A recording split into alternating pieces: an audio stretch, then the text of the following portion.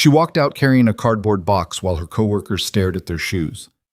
31 years old, 8 years of nursing. 6 years before that in places most people can't find on a map, operating in the dark, keeping soldiers alive with whatever was in her kit and whatever was left in her hands. Emily Brooks had sutured wounds in a ditch in the Kunar province. She had kept a man's heart beating manually for 11 minutes while a medevac fought through a sandstorm. None of that mattered to Ravencrest Medical Center. None of that mattered to Dr. Marcus Holt. She was 3 steps from the parking lot when the sky split open. A Black Hawk thundered low over the hospital roof, then another. And then heavy boots hit the pavement outside the ER entrance, and men in full tactical gear fanned across the facility perimeter with rifles slung and radios hot. The commanding officer walked through the automatic doors and scanned the trauma bay with flat eyes. "Where is Nurse Emily Brooks?" The morning had started ordinary enough. Emily arrived at 6:48 a.m., 12 minutes before her shift. She bought coffee from the machine in the break room, the cheap kind that burned your tongue no matter how long you waited, and reviewed the overnight board. 3 admissions, 1 discharge, 1 patient flagged for follow-up on a medication interaction she'd noticed the evening before. She had left a note. The note was still there, untouched. That was the first thing. Ravencrest Medical Center sat on the eastern edge of Ashford, Colorado, a mid-sized city wedged between the mountain foothills and the flat expanse of the eastern plains. It was the only Level 2 trauma center within 60 miles, which meant it handled everything that the smaller regional clinics couldn't: car accidents off the mountain roads, farming injuries, industrial incidents from the distribution warehouses on the south end of town. The ER was chronically understaffed and ran on a mixture of obligation and inertia, held together mostly by nurses who had been there long enough to know which equipment worked and which physicians to watch. Emily had been one of those nurses for 3 years. She knew the rhythms of the place the way you know a neighborhood, not with pride exactly, but with a kind of bone-deep familiarity that makes you competent in the dark. She changed into her scrubs, clipped her badge, and walked onto the floor. The patient in Bay 4 was a 63-year-old man named Gerald Pruitt, admitted the previous night for chest pain that had resolved by midnight. The attending had ordered a stress test for that afternoon and a standard panel, and everything on paper looked like a probable discharge. Emily checked his chart. She checked his last set of vitals. She looked at him. Something was off. It wasn't anything she could name with precision. His blood pressure was within normal range. His heart rate was a touch elevated but not alarming. But his color had changed since the previous check. A dullness around his mouth, a slight asymmetry in the way he was breathing, and the combination of small things assembled into a shape she recognized without being able to articulate it cleanly. She ordered a new ECG herself. She flagged it as urgent. Then she went to find Dr. Holt. Marcus Holt was chief of surgery at Ravencrest, and he carried the title like a medal he'd earned in combat, though the only wars he'd ever fought had been administrative ones. He was 54, broad-shouldered in a way that suggested old athletics long since softened, and he had a talent for entering a room as though he expected applause. The nursing staff had a range of words for him in the break room. None of them were flattering. Emily found him at the physician workstation outside the OR suites on the 2nd floor, reviewing a schedule with his assistant. "Dr. Holt, I have a concern about the patient in Bay 4. He didn't look up immediately. He finished whatever he was reading. Then he looked up in the way that meant he was choosing to look up, not because she'd warranted it. "Brooks." He said her name the way you'd say a slightly tedious item on an agenda. "Gerald Pruitt, 63, admitted last night for chest pain. I ran a new ECG this morning. There's a pattern developing that I think warrants a cardiology consult before his stress test." Holt's expression didn't shift. The attending reviewed him. "I know. I'm not questioning the overnight assessment. I'm saying something changed this morning. You ran an ECG without a physician order." I flagged my concern to the charge nurse first. I documented it.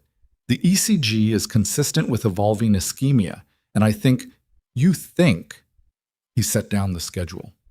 "That's the problem, Brooks. Nurses think, physicians diagnose. Do you understand the difference?"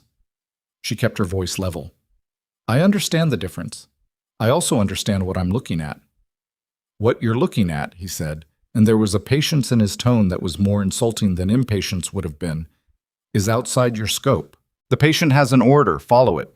If you have concerns about a case, you bring them to the attending, not to me, and certainly not by running unauthorized tests. I did bring them to the attending. The attending didn't respond to my page. Something flickered across his face, not concern, a recalibration.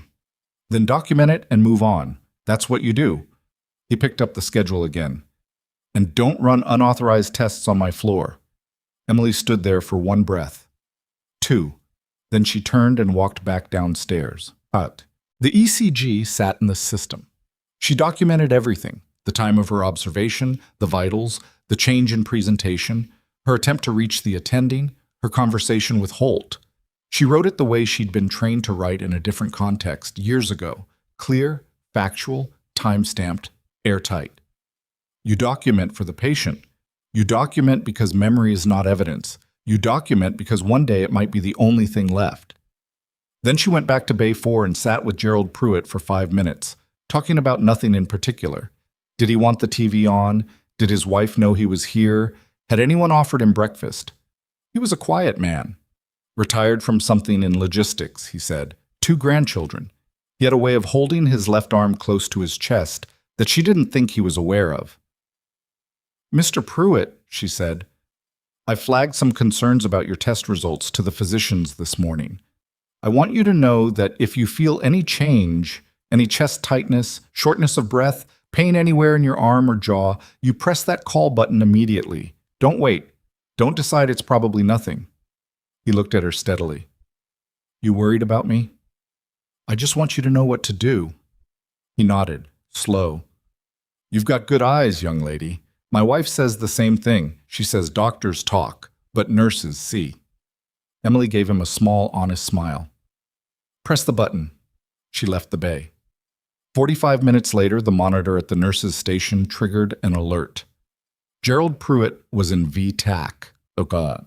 What happened next moved fast, the way emergencies always do. Not cinematic, not clean, but loud and fractured and slightly too small for the number of people involved.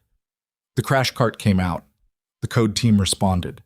The attending who hadn't answered Emily's page was suddenly very present, very loud, calling orders that Emily had already anticipated, medication she had already drawn up because she knew what was coming.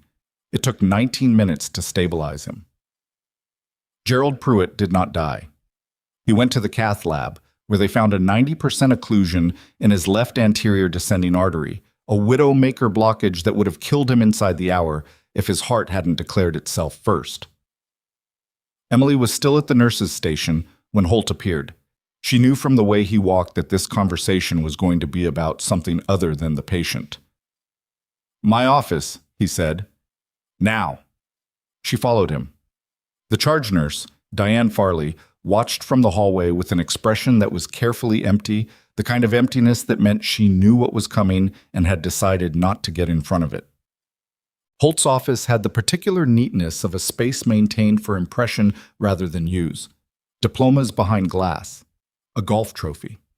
A window that looked out over the hospital's front entrance and the Colorado sky beyond it, bright and flat and indifferent. There were 2 other people in the room.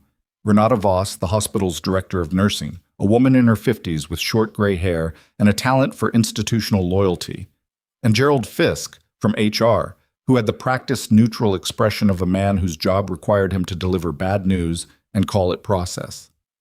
Emily registered all of this in about 3 seconds. Close the door, Holt said. She closed it.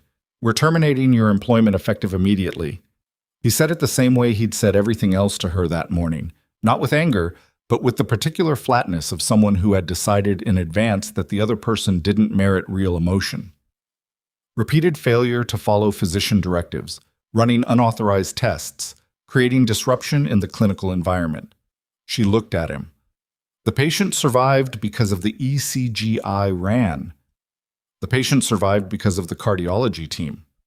I flagged the issue 3 hours before his event. It's in the documentation. Documentation that was created outside proper channels. She felt something move through her. Not anger exactly, but something beneath anger, something older and colder. You know what I flagged. You know why. What I know, Holt said, is that you've had 3 documented incidents in the past year where you've overstepped your role. What I know is that we run a hospital, not a debate. And what I know is that today you created a situation that could have resulted in liability. He leaned back slightly. You're a nurse, Emily. A good one, maybe. But there's a chain of command in a medical facility, and you've never been able to accept it. Renata Voss said nothing. She was looking at the window. Gerald Fisk slid a single piece of paper across the desk. If you sign here, we'll process your final check today and extend your benefits through the end of the month. Emily looked at the paper. She looked at Holt. She thought about Gerald Pruitt, who was probably in a recovery suite right now, alive, talking to his wife about his 2 grandchildren. She thought about the note she'd left the night before that nobody had touched. She did not sign the paper. No, she said. Holt's expression didn't change. That's your choice. I'll take my things. The walk back through the floor was the worst part, not because anyone said anything, but because of how carefully they didn't. Colleagues she'd worked beside for 3 years found reasons to look at charts, to move into supply rooms, to have conversations that required them to face a different direction.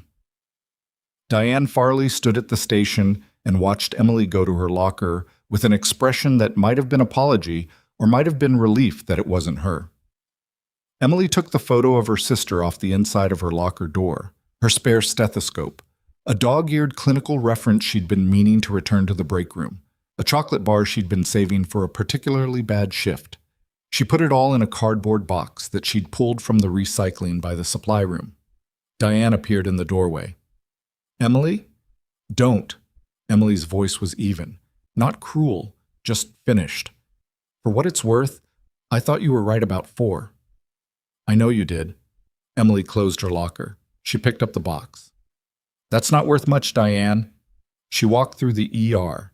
She pushed through the doors into the October air, cold and thin at this altitude, carrying the box against her hip. The parking lot stretched out in front of her, familiar and suddenly strange. She had been here 3 years. She had held this job like an anchor, something solid after everything that had come before it, and now it was gone, and the ground had that uncertain feeling it gets when you've lost your reference points. She had been in worse situations than this. She told herself that. She was still telling herself that when the sky broke open. The Black Hawk came in low and fast, dropping below the tree line before anyone on the street had time to process the sound. Then a second one. They were military, army, by the markings, and they were moving with the purposeful urgency of birds that knew exactly where they were going. They went to Ravencrest Medical Center. The first one set down in the parking structure overflow lot to the north, blades still turning. The second made a harder approach to the hospital's emergency landing pad, too fast and too low, the way aircraft move when they are transporting something that cannot wait. Emily had stopped walking. She stood between her car and the hospital entrance, box in her arms, watching soldiers deploy from the first helicopter with the efficient violence of people who do not break stride for anything. Tactical gear. Weapons slung but hands close. A commanding officer in front, speaking into a radio, moving toward the ER entrance without slowing. She counted 6, 8, 10. A squad, maybe more. Fanning out across the hospital perimeter with a practiced calm that she recognized from a time and a place she had spent 3 years trying to put at a certain distance. The automatic doors slid open. The commanding officer stepped through. Inside the ER, she could see it through the glass. The floor went still. Holt was there. Renata Voss. 2 attending physicians. The charge nurse at the station. All of them turned toward this man with the flat eyes and the bearing that made the room feel smaller. Where's Nurse Emily Brooks? She heard it through the glass. She heard it because the ER had gone that quiet. Holt said something she couldn't make out, a gesture, toward the door, toward the parking lot. The commanding officer turned to look outside. His eyes found her immediately. Military eyes always do. He raised 2 fingers. 2 soldiers peeled away from the perimeter and started toward her. Not running, not threatening, just moving with the absolute certainty of people who have been given very clear directions. Emily looked down at the cardboard box in her arms, the chocolate bar, the stethoscope, the photo of her sister. She looked up at the soldiers.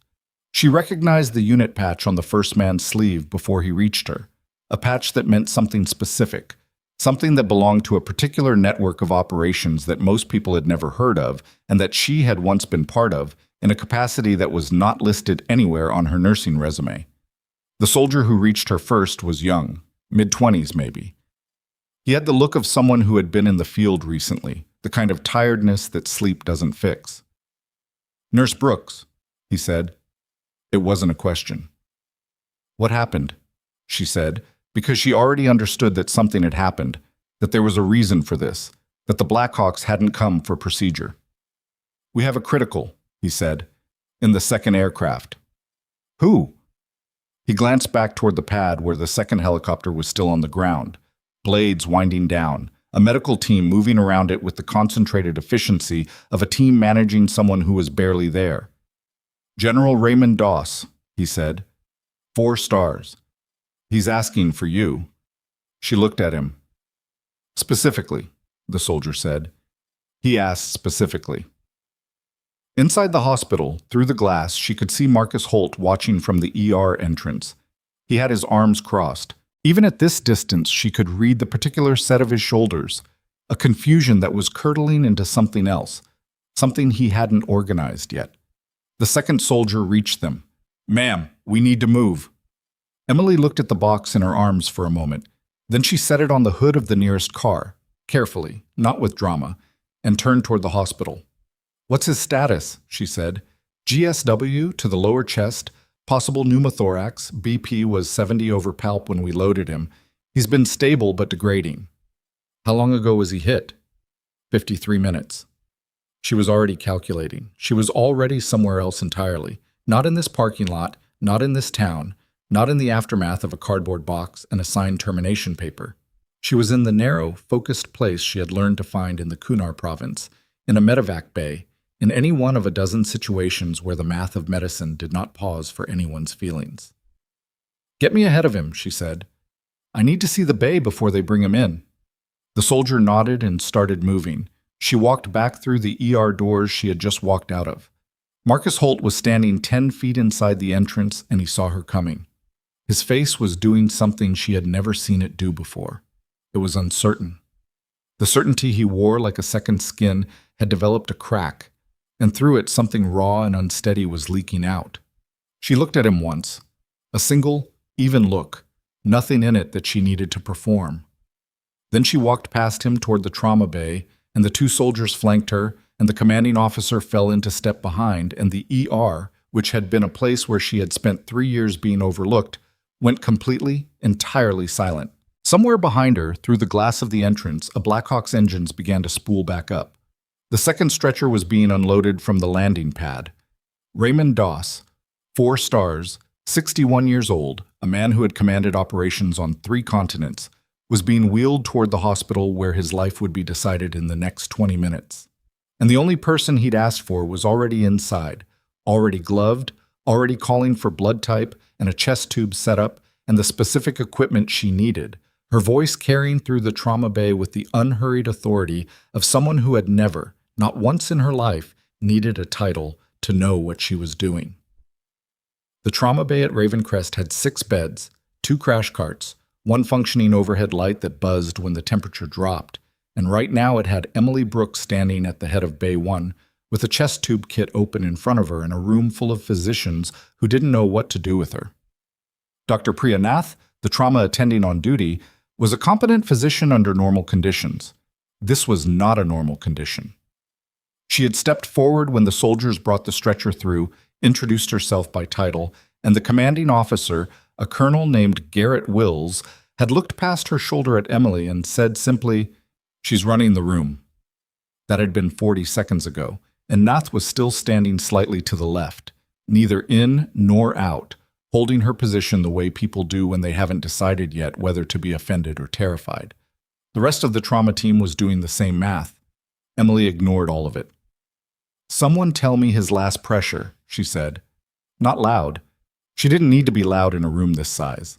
A nurse, young, maybe a year out of school, read from the monitor. 78 over 50, heart rate 112. When did that come up from 70? About 4 minutes ago, after the second liter. Emily looked at the chest x-ray that had been pulled up on the portable unit, taken in the helicopter, poor quality, but enough. She looked at the entry wound. She looked at the way Raymond Doss was breathing, which was with the left side doing slightly less work, a lag you could see if you knew where to look, and slightly couldn't see if you didn't. Left tension pneumo, she said. We needle him first, then tube. Nath's head came up. The x-ray doesn't confirm. The x-ray's 40 minutes old, and he's been moving. Emily was already positioning. Trachea's deviated. Listen to the left base. A beat. Nath pulled her stethoscope. She listened. The look that crossed her face said enough. Okay, Nath said. Okay. How do you want to set up? That was the first adjustment the room made. It wouldn't be the last. Raymond Doss was not an easy patient. He was conscious enough to be difficult, the particular consciousness of a man in significant pain who has spent decades being in charge of things and cannot fully turn that off, even when his blood pressure's in the basement.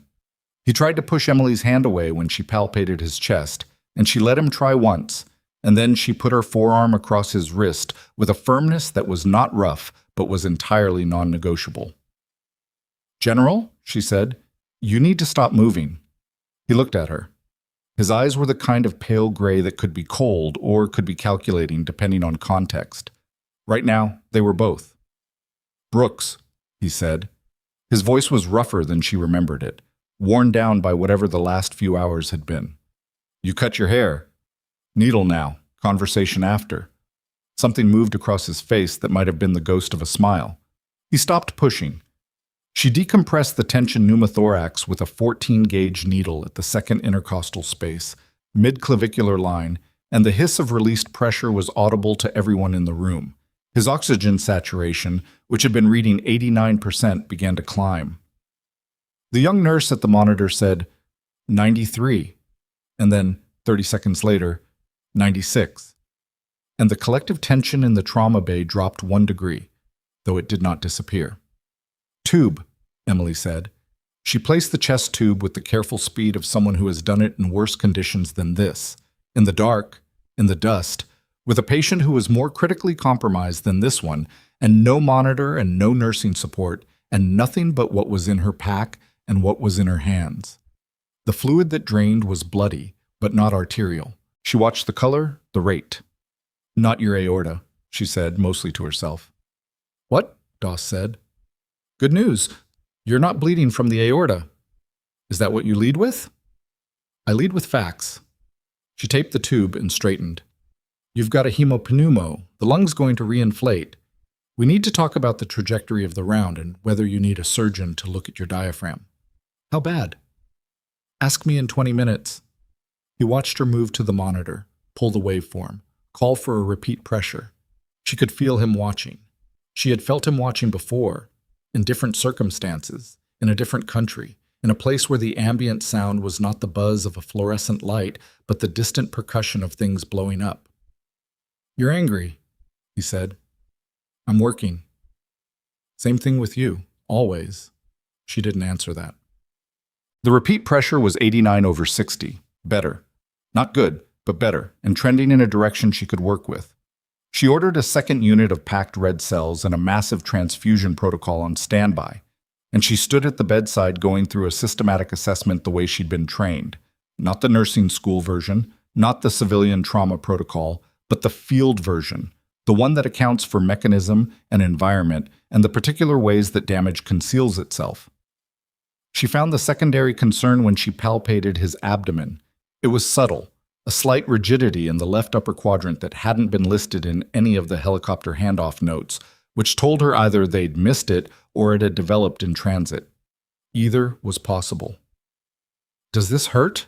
She pressed, watching his face. His jaw tightened. Everything hurts, Brooks. Scale it 1 to 10. 6. That's a 9 from you. When did it start? He thought about it. The fact that he had to think about it told her something. 20 minutes ago, maybe 25. She looked at Nath. We need a fast exam. Now. The ultrasound was already in the room, Someone had wheeled it in when the general arrived. Standard trauma protocol. Emily took the probe herself rather than waiting. She moved through the views quickly. Right upper quadrant, left upper quadrant, pelvic, subxiphoid. She found what she was looking for in the left upper quadrant, a dark stripe of fluid she did not want to see, collecting between the spleen and the left kidney. She kept her face even. "How much?" Nath asked, looking at the screen. "Enough," Emily said. She set down the probe. "He needs the OR, possible splenic laceration. We've stabilized the chest enough to move him. I'll get surgery on the phone." Nath was already stepping back. "Tell them we have maybe 30 minutes before that changes. And tell them the patient doesn't want general anesthesia unless there's no other option." She looked at Doss. "Am I right?" "I've had bad reactions," he said. "I know. I documented it in 2019 after Kandahar." She looked back at Nath. "It's in the field record. Get it transferred to your anesthesia team now." Nath stopped. How do you have his medical records?" "Because I was his medical officer for 16 months. She said it without elaboration, without theater, the same way she would state that the sky outside was blue. Then she turned back to the monitor and did not invite further questions. Marcus Holt appeared in the doorway of the trauma bay at the moment the room had achieved a fragile working order. He had the look of a man who had convinced himself that he was coming to oversee, to contribute, to reassert some appropriate chain of command. You could see the architecture of that plan in his posture. He was wearing his white coat, which he had clearly taken the time to put on, and he had a resident with him who had the uncertain look of someone drafted into a situation he hadn't signed up for. Emily was reviewing the ultrasound images and did not look up. Colonel Wills, who had been standing near the door for the past 20 minutes, moved 2 inches to his left. It was a small movement. It blocked Holt's entry into the room without looking deliberate. "You're not needed in here," Wills said. He said it the way you'd tell someone the cafeteria was on the second floor, completely neutral, not remotely open to debate. "I'm chief of surgery at this facility," Holt said. "If this patient is going to the OR, he's going to the OR. Your surgical team will receive the case." Wills glanced at him. "You won't be performing." Holt's face changed. "On whose authority?" Wills looked at him for a moment that stretched a few beats past comfortable. "You want me to answer that?"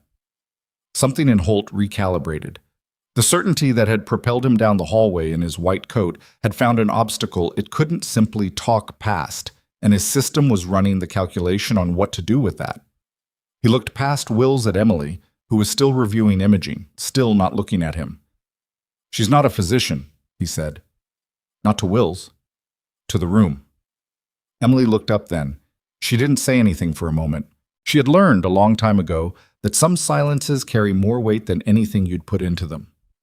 "Get me Dr. Ewan on the phone," she said to the young nurse. "Tell him we're incoming with a hemothorax, possible grade 3 splenic lac, pressure 89/60 and holding. I want him ready in 15. The nurse was already moving. Emily looked back at the monitor. Holt was still in the doorway. "Anything else?" she said. And the way she said it, not aggressive, not pointed, just genuinely as though she was asking whether there was medical information she needed from him, was somehow worse than if she'd been angry. Holt left. The next 14 minutes moved the way the critical ones always do, faster than they feel in the body, slower than they feel in memory. The general's pressure held. The chest tube continued to drain at a rate Emily tracked and found acceptable.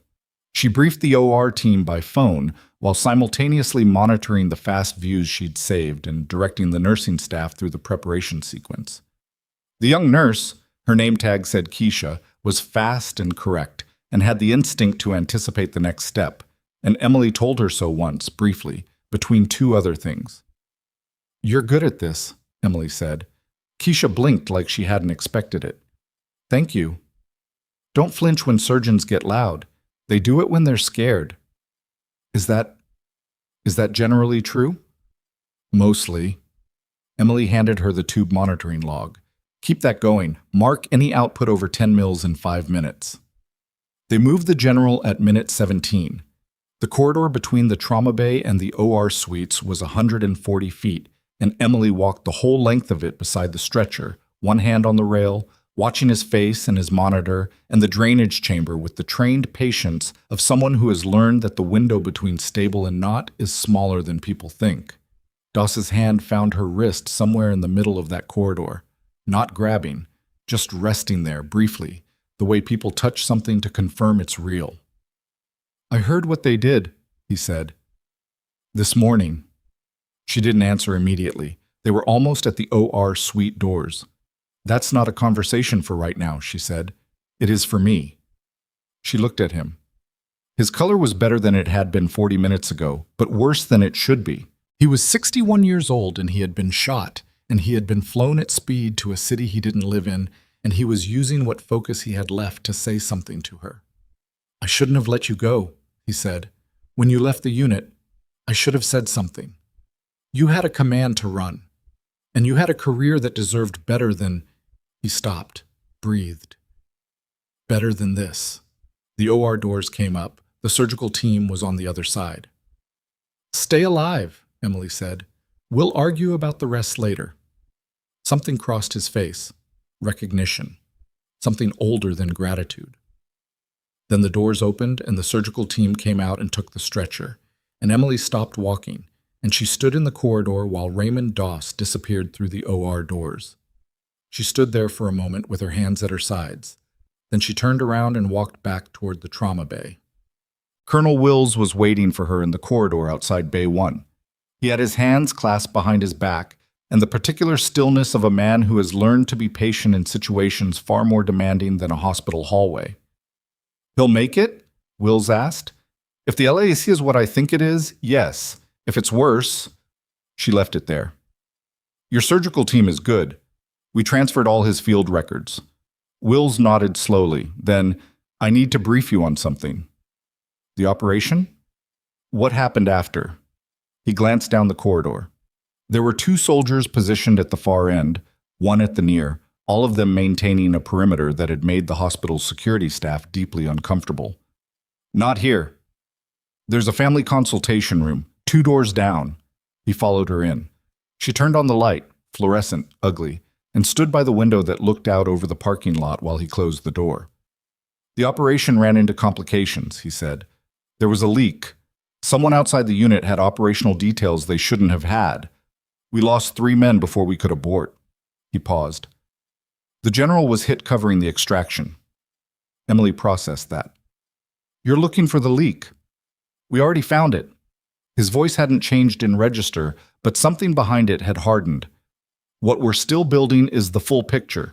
And part of that picture—" He stopped, reached into a pocket and removed a small drive. Didn't hand it to her yet, just held it. "Part of that picture goes back 18 months. To this hospital." She turned from the window. "There's a name," Wills said. "Someone who received communications they shouldn't have. Someone who has been providing information to a network we've been tracking for 3 years. The hospital connection is new. It came up in the last 12 hours. He finally held out the drive. "We need a witness who knows this facility's protocols. Someone who can help us understand what was accessed, when, and what it means." Emily looked at the drive.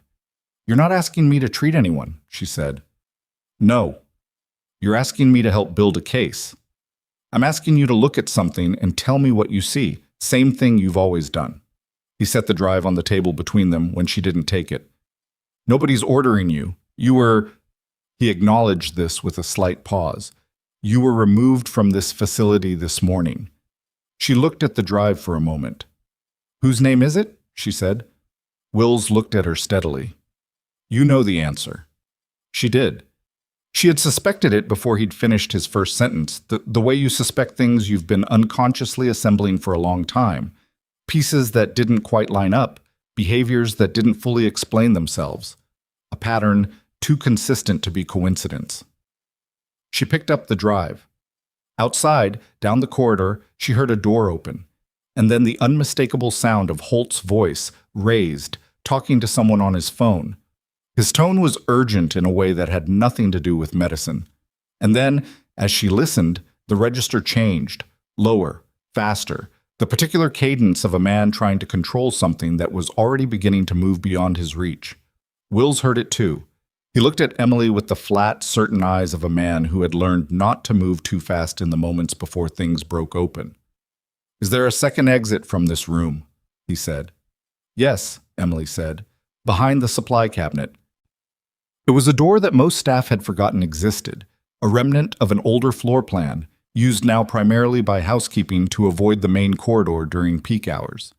Emily moved the cabinet 18 inches to the left, which required actual effort because it was loaded, and revealed a door with a handle that needed both hands and a specific upward pressure to open without noise. She had learned this 6 months ago when a patient's family member had been having a breakdown in the consultation room and she'd needed to leave without making it worse. Wills filed that away without comment. He was the kind of man who noted exits without being asked. They came out into the service corridor that ran parallel to the main hallway, concrete block walls, the smell of industrial cleaner, and the distant mechanical hum of the hospital's ventilation system. Wills closed the door quietly behind them. In the main hallway, audible through the wall, Holt's voice continued for another 20 seconds and then stopped. The silence that followed it was more concerning than the voice had been. "Where does this go?" Wills said, looking down the corridor. "North end exits near radiology. South end connects to the loading dock." Loading dock. She led him south. They moved without rushing. Rushing in a service corridor draws attention in a way that walking doesn't. And she was running 2 tracks in her head simultaneously, the drive in her hand, what it meant, what Wills had said about the leak, and Doss in the OR, the splenic lac, the anesthesia complication flag she'd transferred. She had done what she could for the second one. The first one was still assembling itself into a shape she could work with. The loading dock was empty. A single delivery truck sat backed against the bay, its cargo already unloaded, the driver apparently somewhere inside signing paperwork. The October air hit them when Wills pushed the bay door open. Colder now, the mountains doing what Colorado mountains do in the afternoon. 2 of Wills's soldiers materialized from positions Emily hadn't clocked, which told her they'd been there the whole time. Wills gave them a hand signal she recognized as hold position and turned back to her. "There's a laptop in the vehicle," he said, nodding toward a black Suburban parked at the far end of the dock. "Encrypted. What's on that drive needs to be reviewed before I can authorize the next step." "What is the next step?" "Detainment." He said it flatly. "If what we have is what we think it is." She looked at him. "You came here with enough to do that already." "I came here with enough to justify suspicion. In a civilian facility, that's not enough for what comes next." He paused. "A corroborating witness who can speak to access patterns and behavioral observations, that changes what I'm authorized to do." She understood the structure of what he was asking. It was careful, legally, which told her this had been thought through by people who understood the difference between a military operation and a civilian criminal proceeding. "Give me the laptop," she said. The drive contained 3 categories of material. The first was communication logs, metadata only, not content, pulled from the hospital's network access records by someone with a clearance level that Wills did not elaborate on. The second was a timeline, specific dates, specific system accesses, cross-referenced with known transmission windows in the network they'd been tracking. The third was a name, which she had already guessed, confirmed now in a way that moved it from suspicion to fact. Marcus Holt had accessed the hospital's secure administrative system 17 times in the past 8 months using credentials that were not his. The access timestamps aligned within a margin of minutes, with 4 of the 6 intelligence breaches the military investigation had already documented. He had not accessed patient records, which would have triggered automatic flags, but administrative records, staffing schedules, facility security protocols, the rotation calendar for the military personnel who received medical treatment at Ravencrest as part of a standing DoD contract. Emily sat with the laptop in the back of the Suburban and read through the timeline twice. The cold from the loading dock seeped in through the open side door. She was aware of Wills watching her read, aware of the soldiers outside, aware of the hospital 40 feet behind her where someone she had worked beside for 3 years had apparently been doing something she was still organizing into its full shape. "The staffing schedules," she said. "Yes." He would have known which military personnel were being treated on which dates. whether their security details would be here or at the facility. She thought about something. 7 months ago, we had a patient, active duty, mid-level officer. His security rotation was reduced because of a scheduling conflict. I remember flagging it to the charge nurse as unusual. She looked at Wills. 2 weeks after he was discharged, there was an incident. I read about it. It was reported as an accident. Wills's expression didn't change, but something in it confirmed what she'd said without confirming it. How long has he been doing this? She asked. Based on what we can reconstruct, longer than 8 months. The hospital access is what we can prove in a civilian jurisdiction. The earlier material is classified and will remain so. He paused. What matters for what happens next is the documented hospital access and a witness who can speak to whether those access patterns would have been visible to other staff. They wouldn't, she said, not without specifically looking. The administrative system doesn't log access in a way that's visible on the main interface. You'd need a report run by IT, and nobody runs those unless there's a reason. She thought about it, which is what made it safe for him. Until now. She closed the laptop. She held it in her lap for a moment, looking at the gray wall of the loading dock. She thought about Gerald Pruitt, alive in a cardiac recovery suite because she'd run an ECG without permission. She thought about the cardboard box with the chocolate bar in it, sitting on the hood of somebody's car in the parking lot. She thought about the 7 years she'd spent trying to build something ordinary after a decade of nothing ordinary, and the way it had been taken apart this morning in a room with a golf trophy and a window that looked out at a bright, indifferent sky. She handed the laptop back to Wills. "What do you need from me?" she said. "A formal statement, on record." He was already reaching for something. "And I need you inside the facility when we make contact. I need someone who knows the physical layout. I was terminated this morning.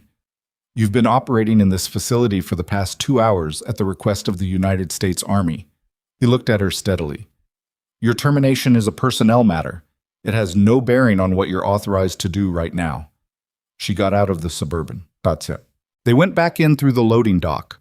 Wills spoke quietly into his radio as they moved, and Emily could hear the responses, clipped, professional, the compressed language of people who had rehearsed this, and understood that other pieces were moving simultaneously, that this had a structure she was only seeing part of.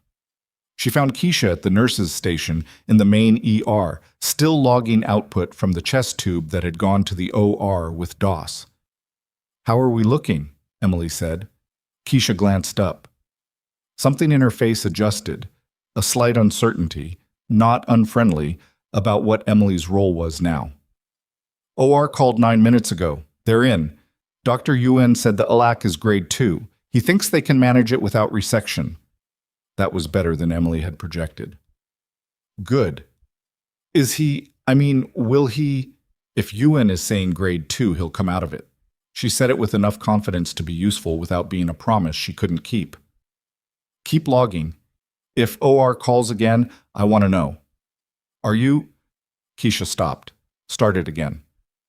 "Are you staying?" Emily looked at her for a moment. "For now." She left the station and moved toward the administrative wing, where Wills and 2 of his soldiers had preceded her. She had her badge still on. She hadn't thought to leave it when she walked out this morning, hadn't thought to turn it in, and no one had asked for it in the chaos that followed. The badge still scanned. She filed that away. The administrative wing was quieter than the clinical floor, carpeted, the particular temperature of a building space that processed paper rather than people. Renata Voss's office was at the far end. Holt's was adjacent, slightly larger, with the window he liked. The door to Holt's office was closed. The light under it was on. Wills positioned one soldier to the left of the door and looked at Emily. "Does that door open inward or outward?" "Inward."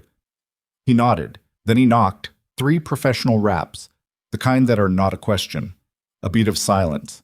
Then Holt's voice, tight. "Who is it?" "Colonel Garrett Wills, United States Army. I need a moment, Dr. Holt." Another beat, longer. The door opened. Holt had his phone in his hand.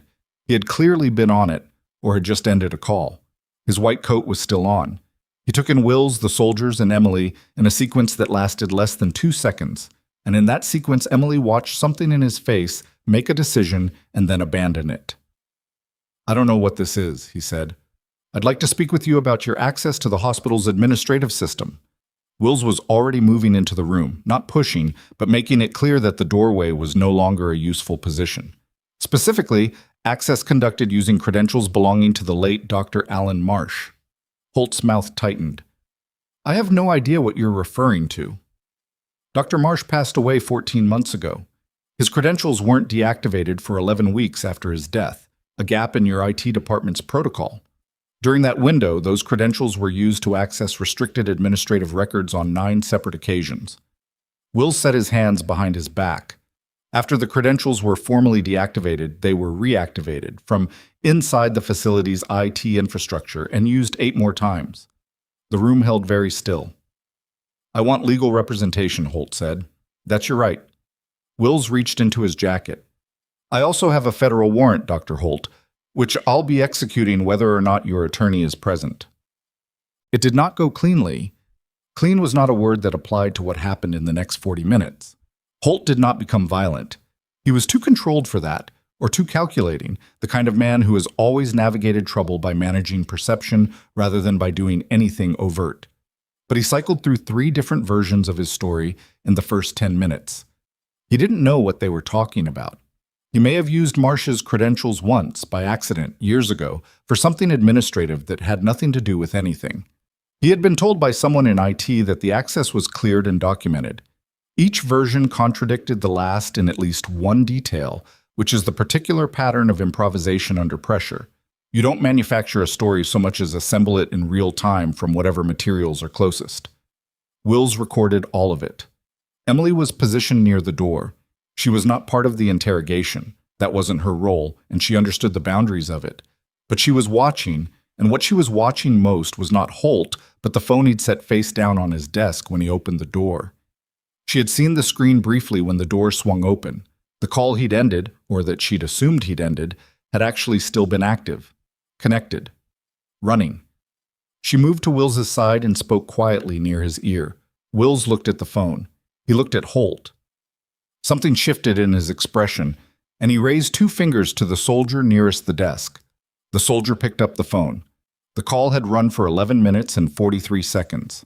It was still connected to a number that, when Wills's team ran it in the next hour, would trace through 2 redirect protocols before landing on a name in a jurisdiction that the Army's counterintelligence unit had been building a case on for 26 months. That was later. Right now, in this office, Holt looked at the phone in the soldier's hand and the story stopped assembling itself. He ran out of materials. "I want my attorney," he said. "I'm not saying anything else." "That's fine," Wills said. He was already stepping back, signaling to his team. "We'll continue this in a more formal setting." They walked Holt out of his own office. Not with cuffs. Not yet.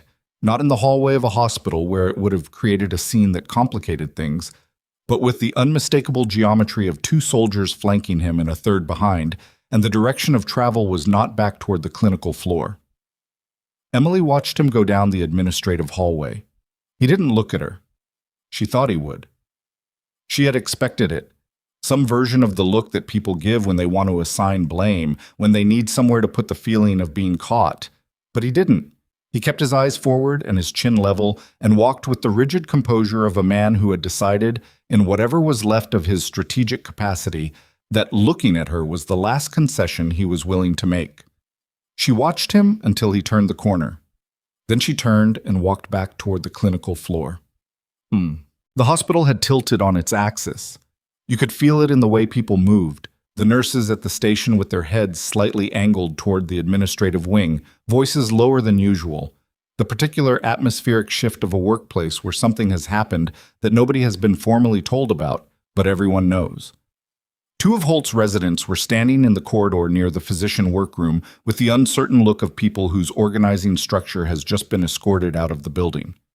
Renata Voss found Emily near the bay, one entrance.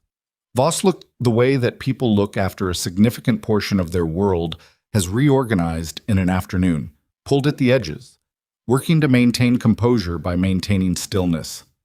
She had been the director of nursing for 9 years. She had managed crises, covered problems, aligned herself consistently with the institutional center of gravity, which for most of those 9 years had been Marcus Holt. "What's going to happen?" Voss said. Emily looked at her. "To the hospital?" "To all of it." "I don't know the full extent of it yet." She said it honestly. She genuinely didn't. She knew what was on the drive. She knew what Wills was working toward, but the downstream institutional implications were above her visibility. Administrators will be contacted. There'll be an investigation. "Emily," Voss's voice dropped, "I want you to know that this morning, when I was in that room, don't." Emily's voice wasn't harsh, but it was final. "Not right now, Renata."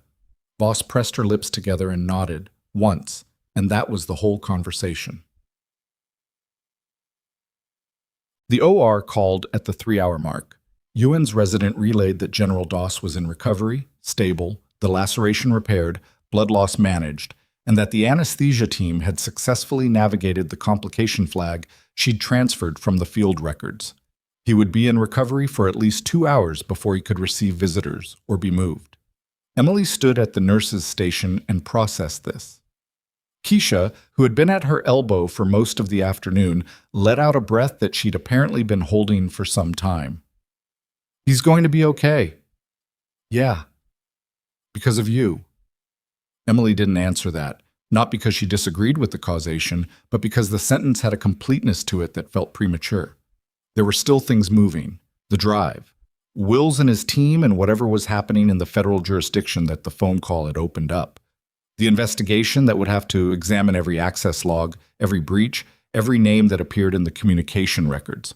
And somewhere in all of that, there was a question about what came next for her, a question that hadn't been formally asked yet, that was sitting in a waiting room behind all the immediate things, patient and unrushed.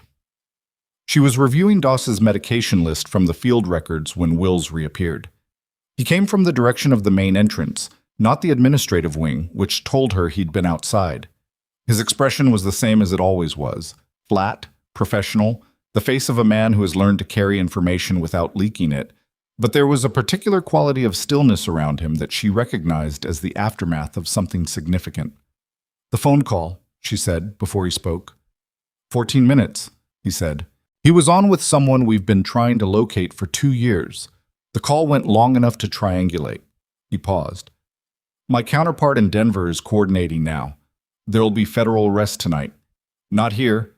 Different city, different jurisdiction. But the thread your observation pulled goes further than this building." She looked at him. "How far?" "Far enough that this investigation is going to take a year." He said it without drama, as a logistical fact. "And far enough that you're going to be asked to provide a formal deposition. Multiple agencies, probably. That process will take some time to organize." "Okay. There's something else." He reached into his jacket again, a different pocket, a smaller item this time. He set it on the counter between them, and she looked at it. A business card. Not his. The name on it was Brigadier General Sylvia Hartman, with a title below that. Director Military Medical Training Command, Fort Detrick, Maryland. "The general gave me that before surgery," Wills said. "He asked me to hold it until there was a stable moment." He looked at her steadily. "He said you'd know what it meant." She picked up the card. She did know. Doss had mentioned Hartman once, 2 years ago, in a context she had filed away and not revisited.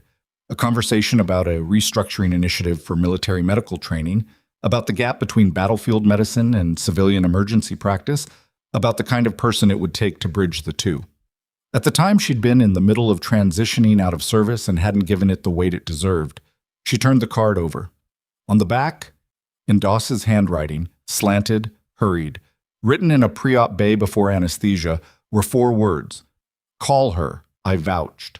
The nurse's station phone rang. Keisha picked it up, listened, and held it out.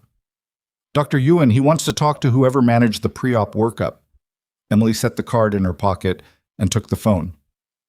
"This is Brooks," she said. "Brooks." Ewan's voice was direct, efficient. A surgeon post-op, running on the focused clarity of a procedure successfully completed. "Whoever flagged the anesthesia interaction saved me a significant problem in there. The patient's cardiac history combined with his current hemodynamics would have made standard general anesthesia extremely risky. The field documentation it was complete, more complete than most civilian pre-ops I see. He was my patient for 16 months, she said. I know his file. A pause. You're the nurse they brought in, the one who was...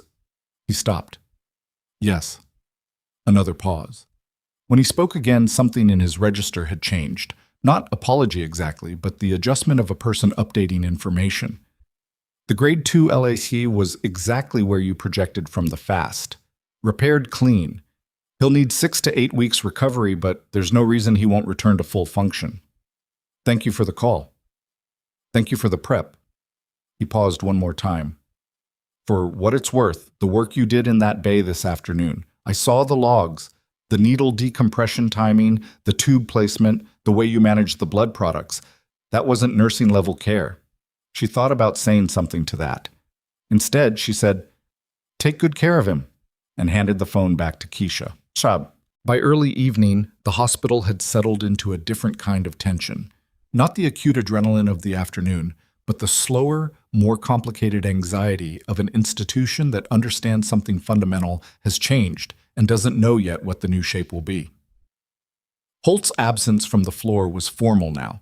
Voss had sent an all-staff communication that said only that Dr. Holt was temporarily unavailable and that surgical cases would be managed by the senior attending roster. Nobody believed temporarily. You could see it in the cafeteria, in the break rooms, in the way the day shift and evening shift changed over with more conversation than usual and less of it out loud.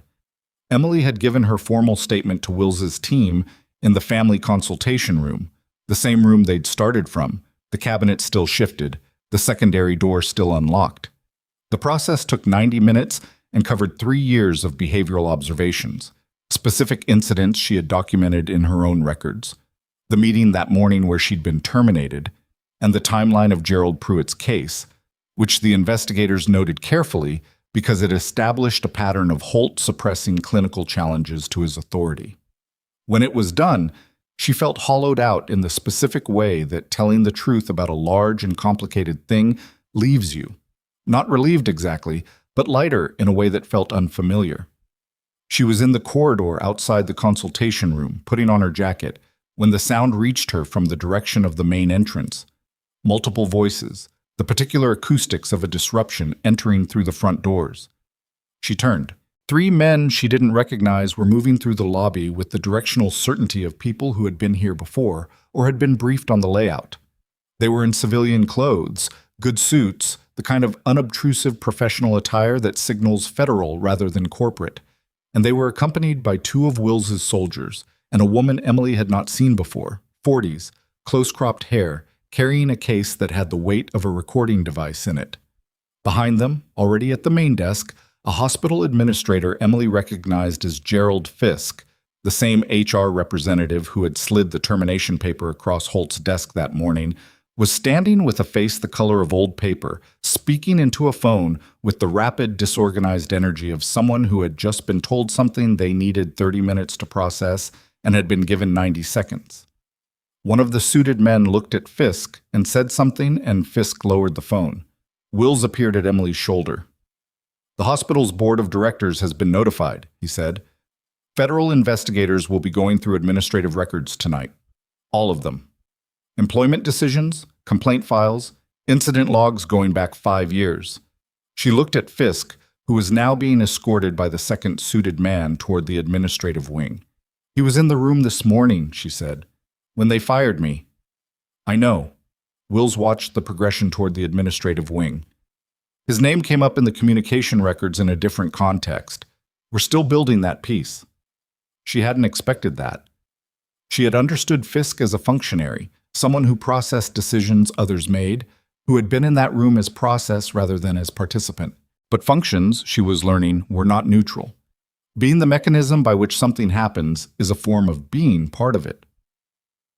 The evening shift charge nurse appeared at the end of the corridor, a man named Terry Osman, calm and competent, who had the useful quality of not requiring a full explanation before he started moving. He looked at Emily, at the activity near the main entrance, at Wills. You need the floor covered, he said to Emily. The trauma team is handling it, she said. I know. I mean, do you need to be elsewhere right now? She looked at him. It was a simple question with a practical answer, and the fact that he'd framed it as a question rather than a statement was a form of courtesy she hadn't received in this building in some time. Not for the next hour, she said. Then let me get you something to eat. He said it matter-of-factly, as though nutrition was a logistical issue to be managed. You've been here since 7 this morning, and I watched you work through lunch. She had in fact forgotten about lunch. She was about to answer when her pager, which she was still wearing, which no one had taken back, went off. She looked at it. The number was the recovery suite. She looked at Wills. He's awake, Wills said, and for the first time all day there was something in his voice that was not entirely professional. That recovery suite. C was quiet and dim, the way recovery always is. Machines talking in low, measured voices, the smell of antiseptic and re-warmed air, the particular stillness of a space where the crisis has passed and what remains is the long, unglamorous work of coming back. 2 soldiers were posted outside the door. A nurse Emily didn't know was charting at the bedside station, and she looked up when Emily entered and then looked at Wills and then back at her chart. Raymond Doss was awake. He looked like what he was, a 61-year-old man who had been shot and then operated on and was now approximately 8 hours removed from the worst part of both of those things, which meant the color had come back to his face in an uneven way, and his eyes were clear but tired, and his voice, when he spoke, had shed the roughness of earlier without entirely regaining its normal register. You look better than you did on the helicopter, he said. I wasn't on the helicopter, she said. I know, I meant this morning. Wills briefed me. She pulled the chair from the corner and sat. Not formally, not at attention, not in any posture that would have made sense in a clinical context. Just sat. Holt, she said. Yes. How much did you know before today? He looked at her. We had suspicions. The hospital connection was new, like I told you, but there were gaps in the breach timeline that pointed to a fixed location, someone with consistent access to a specific network, not a mobile operator. He shifted slightly, and the effort of it showed. It took us 3 months to narrow the geography, 2 more weeks to narrow the institution. We were still building the facility-level case when he stopped. When I ended up needing to come here for a different reason. You didn't arrange to get shot to give me cover, she said. Something moved across his face. No, I did not arrange to get shot. A pause. Though I'll note it worked out. She almost laughed. It came out as something smaller, a short exhale, half amusement, half the release of a day that had compressed about 40 years of experience into 12 hours. The card, she said. Call her. He was watching her steadily. Hartman has been trying to build that program for 2 years. She needs someone who understands both sides of it, someone who has worked field medicine and civilian practice, and who can translate between them without losing either. I was just fired from the civilian side. You were fired by a man who is currently being escorted through a federal investigation. That particular termination is not going to hold up. His voice was even, direct. And Hartman doesn't care about that anyway. She cares about what you did in that trauma bay this afternoon, which 3 of my team members watched and which Ewan apparently called her about 40 minutes ago. Emily looked at him. Ewan called Hartman, she said. Word travels in certain networks. Yes. He settled back against the pillow, the movement careful. He said the clinical management he observed was, I'm quoting here, consistent with a physician with combat experience and civilian trauma training combined, which is exactly what the program needs to teach. He paused. He also said you told a scared junior nurse not to flinch when surgeons get loud. I did say that. Hartman liked that part especially. The recovery suite hummed around them. The monitor tracked his heart in steady, regular peaks. Down the hall, the rest of the hospital was moving through the complicated aftermath of an afternoon that none of them had expected, adjusting to absences and presences and the particular disruption of an institution discovering something about itself. Emily sat with the business card in her pocket and the weight of the day on her shoulders and the unresolved question of what the next thing was, not the investigation, not the federal piece, not the board or the administrators or the chain of HR paperwork that would have to be unwound. The next thing for her, the next shape. She was still sitting with that when the recovery suite door opened. It was Will's. He had his phone in his hand and an expression that had moved from flat to something with an edge to it. "We have a problem," he said. Doss looked at him. "What kind?" "The federal team went into the administrative records." He looked at Emily. "They found a second file, a complaint file, internal, not processed through HR formal channels. 7 complaints over 4 years, all filed against Holt, all from nursing staff." He paused. "All marked reviewed and closed by the same administrator." "Voss?" Emily said. "No." He held her gaze. "The signature on everyone is Gerald Fisk, but the authorization code above it, the code that marks the file closed without action, belongs to the CEO of this hospital, Dr. Warren Aldgate." He let that land. "Who, as of 2 hours ago, was on a flight to Vancouver for what he told his office was a personal trip. Booked this morning. The flight left at 4:17. The room went very quiet. "He knew," Emily said. "He's been knowing," Will said, "for 4 years." He looked at Doss. "Sir, the federal team is requesting authority to flag the flight. Canadian jurisdiction complicates it, but we have a treaty process." Doss looked at the ceiling for a moment. Then, "Make the call." Wills was already on the phone before he'd finished the sentence. Emily sat in the chair in the recovery suite and understood, with the clarity that comes when a pattern finally shows its full shape, that what had happened to her this morning had not been an error in judgment by one arrogant man. It had been a system, a structure, a set of choices made and made again over 4 years by people who had decided that protecting the structure was worth more than what it was costing the people inside it. She thought about the 7 nurses who had filed complaints. She didn't know their names. She didn't know what had happened to them, whether they had left, as she had nearly left today, or stayed, as she had stayed for 3 years, or found some middle space that was neither. She thought about what it takes to file a complaint inside a system and then watch it disappear, marked closed without action, return to you as a silence that says, "We heard you, and we have decided you don't matter." She thought about that for a long moment. Then she took her phone out of her pocket and looked up the number for the Ashford Police Department's non-emergency line. Wills, who was still on his call, glanced at her. "The 7 nurses," she said. "Someone should start locating them tonight." He held her gaze for 1 second, then turned away and added something to his call that she didn't catch. She looked at her phone. She was about to dial when the door to the recovery suite opened again. Not Wills's people this time, not hospital staff, but a man she had never seen before, in his mid-40s, in a suit that was slightly too casual for the situation, holding credentials out in front of him. "Ms. Brooks?" He looked at Wills first, got a nod, looked back at her. "Special Agent Dennis Rourke, FBI. I've been briefed on your statement this afternoon. I need to ask you about something that wasn't in it." She looked at him. "What?"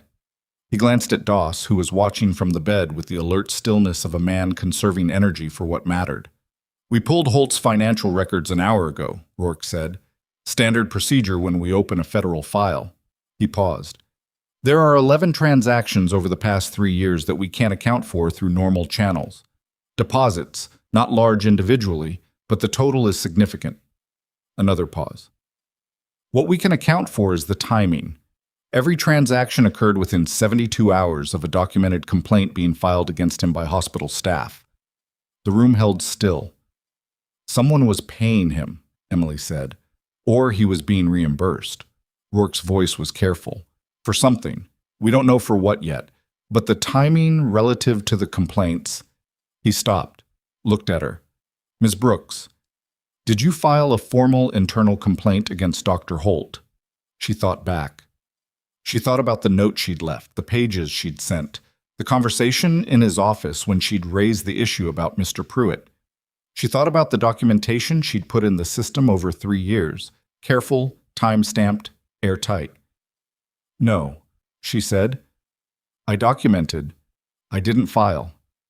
"Why not?" She looked at him steadily. "Because I'd watched 3 other people file and nothing happened." He wrote something in his notebook. Then he looked up. Those 3 people, he said. Can you name them? And in the quiet of the recovery suite, with Doss's monitor marking steady time and the sounds of the hospital moving through its evening shifts on the other side of the door, Emily Brooks began to speak, and what she said would not be finished for a long time, and it would reach further than this room, further than this hospital, further than the small and careful box that a man in a white coat had tried to put her in this morning, and it would not stop until every door that had been closed and stamped and returned as silence had been opened again in the light. She named 3 nurses.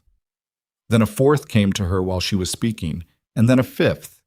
Faces assembling themselves out of 3 years of hallway conversations and break room silences, and the particular way certain people stop talking when a specific name comes up in conversation. Some of them she knew well. Some she knew only by shift overlap, by the habits you learn about a person when you share a floor with them for years without ever sitting down together. Who takes the hard patients without being asked, who documents carefully, who flinches at a certain tone of voice. Rourke wrote all of it down. He asked clarifying questions, dates where she had them, circumstances, anything she'd observed directly versus heard secondhand, and she was careful about the distinction, the way she'd been trained to be careful, because the difference between what you know and what you think you know matters when it becomes evidence. It took 40 minutes. When it was done, Rourke looked at his notebook, then at her. You have a strong memory. I document, she said. Personal notes. Not hospital system. My own. She paused. I have 3 years of them at home. He looked up. Dates, incidents, specific language? Everything. He exchanged a look with Wills that was brief and calibrated, the kind of look shared between professionals who have just realized a case is larger than the envelope they'd built for it. We'll need those, Rourke said. I know. She gave him her address. He wrote it down. Then he closed the notebook and stood, and before he left, he did something she hadn't expected. He paused at the door and looked back at her with an expression that had stepped slightly outside the professional register. I've been doing federal investigations for 16 years, he said. I've never seen a witness statement that complete on the day of the event. He nodded, once. Not effusive, not performed, just real. Thank you. Then he was gone, and the recovery suite settled back into its quiet machinery. Doss had been listening with his eyes half closed, conserving, but she knew he hadn't been sleeping. He opened his eyes fully now. Go home, he said. I'm fine.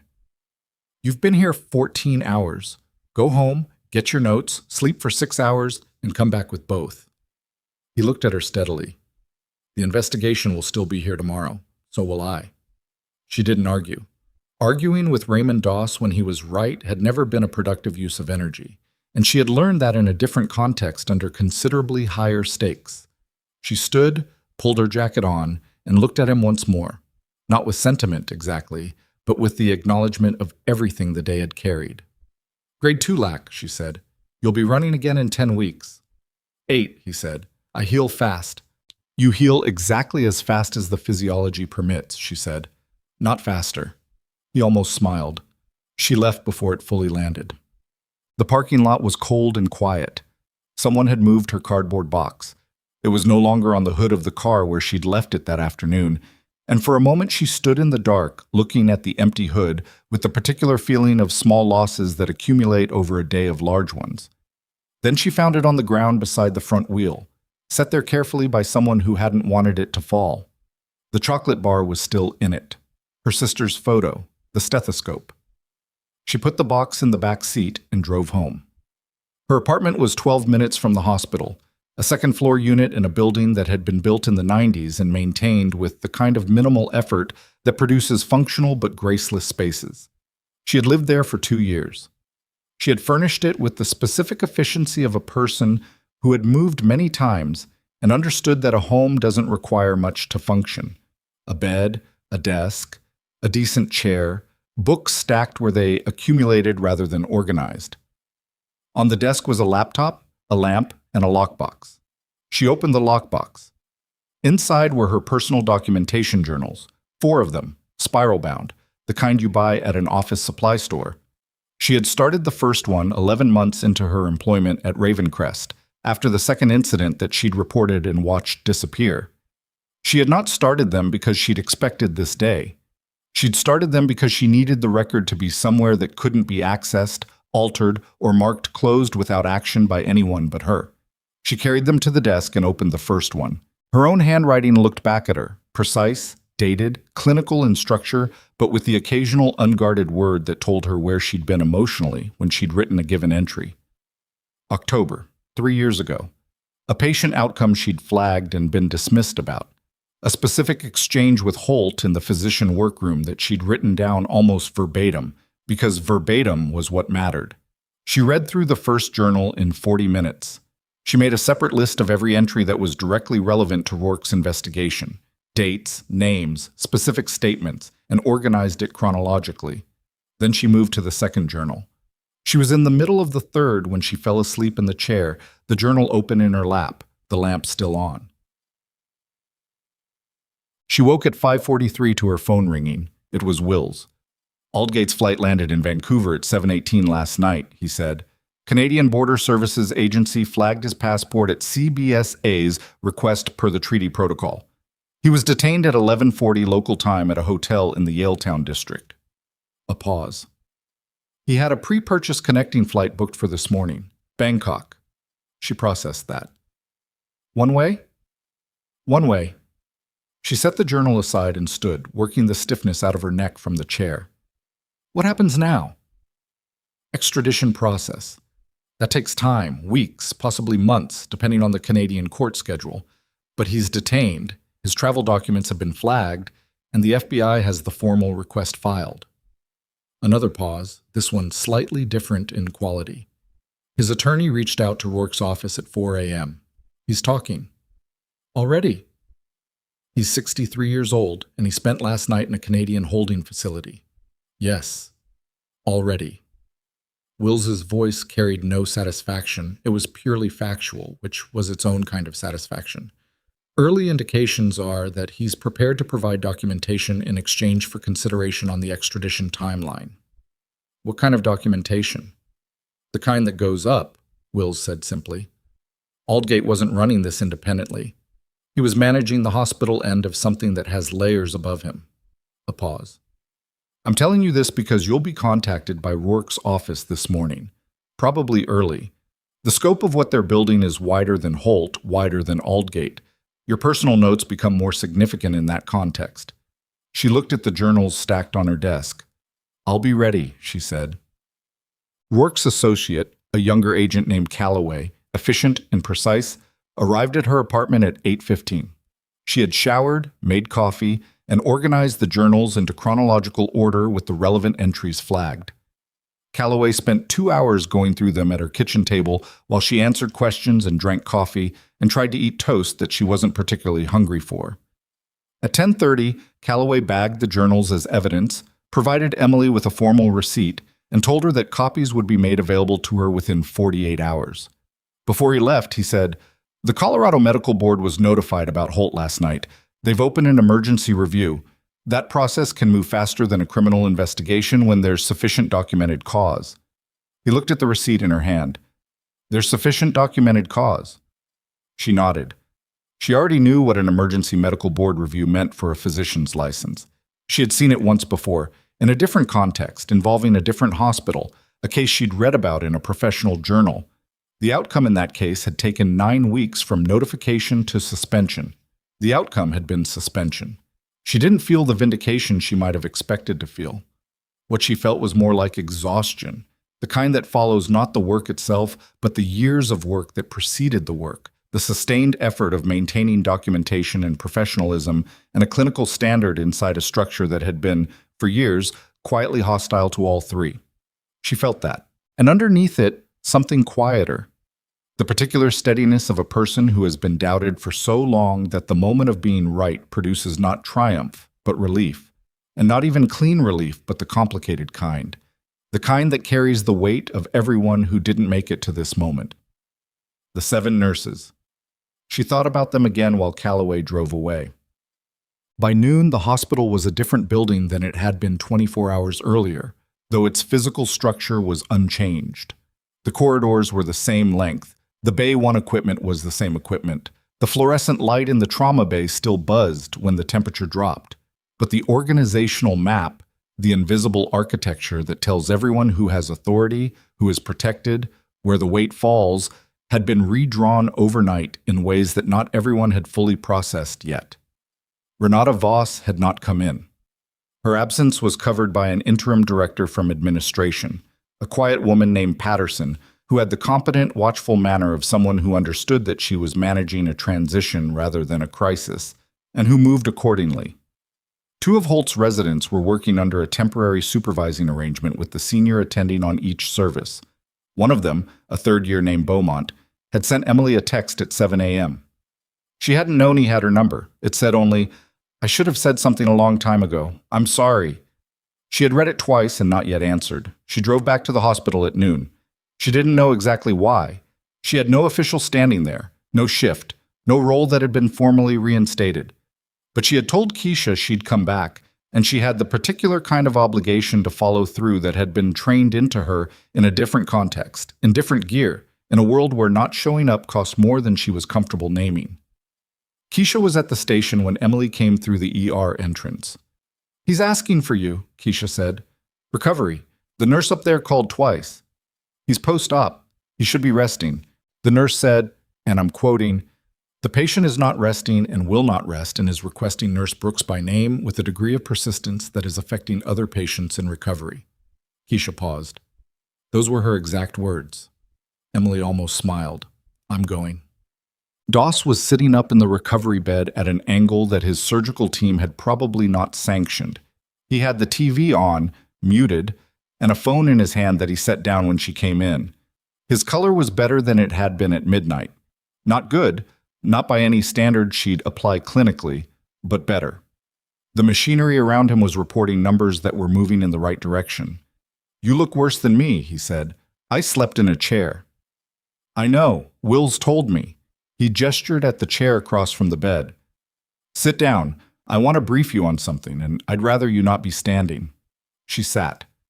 "That's not a reassuring setup." "It's not bad news." He looked at her. "Hartman called me this morning. She's been in contact with the hospital's interim board chair.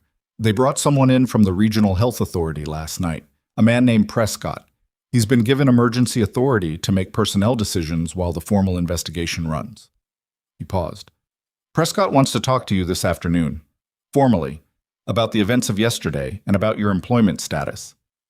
"My termination, which Hartman's office has informally characterized as, and I'll use her exact language, a retaliatory personnel action taken by a now compromised administrator under active federal investigation with no sustainable legal basis." His voice was dry. "That's the informal version. The formal version will be in a letter." Emily looked at her hands for a moment. "That's not what you wanted to brief me on." "No." He set the phone down on the bed tray. "What I wanted to brief you on is this. Hartman is moving. She's been trying to build the military medical integration program for 2 years. Curriculum development, facility partnerships, training certification. She has the funding approved. She has the DoD sign-off. She has the curriculum framework. What she has not had is the right director." He looked at her steadily. "She wants you, Emily. Not as a consultant, not as an adjunct instructor, as program director." The recovery suite was quiet around them. "I'm a nurse," she said. "You have a military medical officer certification, a field medicine advanced qualification, 8 years of civilian clinical practice, and you managed a 4-star general's trauma case yesterday with a level of competency that 3 separate physicians have now commented on in writing to Hartman's office." He picked up the phone and read, "Demonstrates diagnostic reasoning and procedural capability that exceeds standard nursing scope without crossing into unauthorized practice. She operates in the gap, which is exactly where the program lives." He set the phone down. "That was Ewan." She didn't say anything for a moment. "The program," she said. "Where's it based?" "Primarily Fort Detrick, with satellite rotations at 3 civilian trauma centers, one of which Hartman is proposing to be Raven Crest, pending the resolution of the current administrative situation." He paused. "That part wasn't announced yet. I'm telling you because you should know what you're considering." She sat with it. The idea had the particular weight of things that are larger than you expect them to be. Not overwhelming, but substantial, requiring you to shift your balance to hold it. "I need to think," she said. "I know." He didn't push. Prescott first, then think. He picked up the muted TV remote and pointed it at the screen without turning the sound on. "And go eat something. You look like you've been running on coffee since yesterday morning." "I have been running on coffee since yesterday morning." "Terrible habit," he said, and turned back to the muted screen. And that was how she knew the conversation was over. Interim board chair Prescott had set up in the hospital's second-floor conference room, a room that usually hosted quarterly administrative reviews and the occasional departmental meeting, now functioning as the operational center of an institution trying to understand its own shape. He was 67, gray-haired, with the manner of a man who had managed organizational crises before and had learned to separate urgency from panic. He shook Emily's hand and gestured to a chair across a table that was stacked with folders. Also in the room, Calloway from the FBI, a hospital attorney Emily hadn't met before named Dara Shin, and a woman from the Colorado Department of Health who had driven up from Denver that morning and had the particular briskness of someone working through a checklist on behalf of a regulatory body. It was a formal proceeding. Prescott made that clear from the first sentence. Not aggressive, but precise. This was a documented meeting, it was being recorded, everything said would form part of the evidentiary record in both the federal investigation and the medical board review. He asked her to describe her termination. She described it, she described the Pruitt case. She described the conversation with Holt, the ECG, the medication note she'd left the previous evening that hadn't been touched, the 3 years of documentation in the journals that were now in FBI custody. She described the meeting with Fisk and Voss and Holt in the office with the golf trophy, and she described what she had and had not signed, and why. Prescott listened with the still attention of a man who had already read a significant portion of this in a file and was now checking it against the person in front of him. When she finished, he said, "Your employment was terminated based on 3 documented incidents cited by Dr. Holt. I've reviewed those citations this morning." He opened a folder. The first was a clinical disagreement about a patient medication protocol 8 months ago. The second was a documentation process concern raised by the nursing director, which, it appears, originated from a complaint Holt made to Voss verbally, not through the formal complaint system. The third was yesterday's ECG incident. He looked up. None of these meet the threshold for immediate termination under this hospital's HR policy without a formal performance improvement process. None of them have that process documented. He closed the folder. Your termination was procedurally improper on its face, independent of any question about motive. The hospital attorney made a note. What does that mean in practical terms? Emily said. It means the termination is being rescinded effective today. Your employment status is reinstated. Prescott said it cleanly, without ceremony. Pay and benefits will be made whole for the period of absence. And, he paused, given the circumstances and the evidence of a pattern of retaliatory management, the hospital will be making a formal statement acknowledging the improper handling of your case. She had expected most of this, in the abstract. Hearing it stated formally in a room with a recording device and a regulatory official and a legal representative produced a reaction she hadn't fully anticipated, not relief, not satisfaction, but a quiet, thorough exhaustion, the kind that comes when the case you've been making in your head for 3 years is finally made out loud by other people, and you realize how much energy you've spent carrying it alone. The other nurses, she said, the 7 who filed complaints. Prescott looked at her. We're in the process of locating them. I want to know what happened to each of them, their employment history, their outcomes, what was done with their complaints. She paused. They're part of this record. They will be, the Colorado health official said. It was the first time she'd spoken. The department will be conducting its own review of complaint handling practices at this facility going back 5 years. Those nurses will be contacted directly. Emily looked at the table for a moment. Then she nodded. The afternoon moved with the particular momentum of a situation that has broken through its containing structure and is now moving under its own weight. The Colorado Medical Board issued an emergency suspension of Holt's license at 2:17 p.m. Emily learned this from Keisha, who had been monitoring the board's public notification system from the nurses' station, with the quiet efficiency of someone who had decided to be useful in whatever way she could. The suspension was not a revocation. That would come later, after the full review process, which in cases with active federal criminal investigations typically ran concurrent with the board's own proceedings and produced outcomes that built on each other in a direction that generally did not end with the physician resuming practice. Emily knew the process. She knew what the suspension meant in practical terms. Marcus Holt could not practice medicine in Colorado from this afternoon forward. She heard it and felt nothing dramatic, just the registering of a fact. Gerald Fisk had been placed on administrative leave pending the federal review of his role in the complaint suppression. He had, according to a brief message from Callaway that came through at 3 p.m., retained an attorney and declined to provide a voluntary statement. That was his right. It also, in Emily's experience, tended to complicate the subsequent negotiation considerably. Renata Voss had called the interim administration and requested a meeting with Prescott. The nature of that meeting was not shared with Emily, but the fact that Voss had requested it rather than waited to be summoned told her something about which way Voss had read the situation. People request meetings when they have something to trade. People wait to be summoned when they don't. The investigation into the financial transactions, the 11 deposits Rourke had identified timed to complaint filings, was still active. Rourke's team was working backward through 3 years of records, and what they found at the end of that thread was something Emily was not privy to, something that lived in the federal case file and not in the parts of the story she could directly see. But Callaway had told her, before leaving her apartment that morning, that the deposits traced to an entity rather than an individual, a shell company registered in Delaware that had not been difficult to find and had been extremely difficult to trace to its actual beneficial owners, which was itself a finding, because legitimate money doesn't need that many walls between it and its source. She was in the staff lounge at 4 p.m., finally eating, a sandwich from the cafeteria that had been made several hours earlier and had the texture of something aware of this fact, when Diane Farley came in. Farley, the charge nurse who had watched Emily walk out with a cardboard box 24 hours ago and had said nothing useful until it was already over. She stood in the doorway with her hands in her scrub pockets and the look of a person who had rehearsed this and was now discovering that the rehearsal hadn't fully prepared her. "I know what I did," Farley said. "This morning, yesterday morning, and before." Emily looked at her and chewed and waited.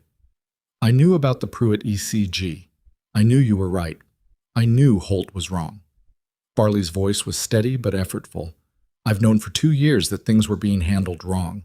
And I said nothing because—" She stopped. "I have a mortgage. I have kids in school.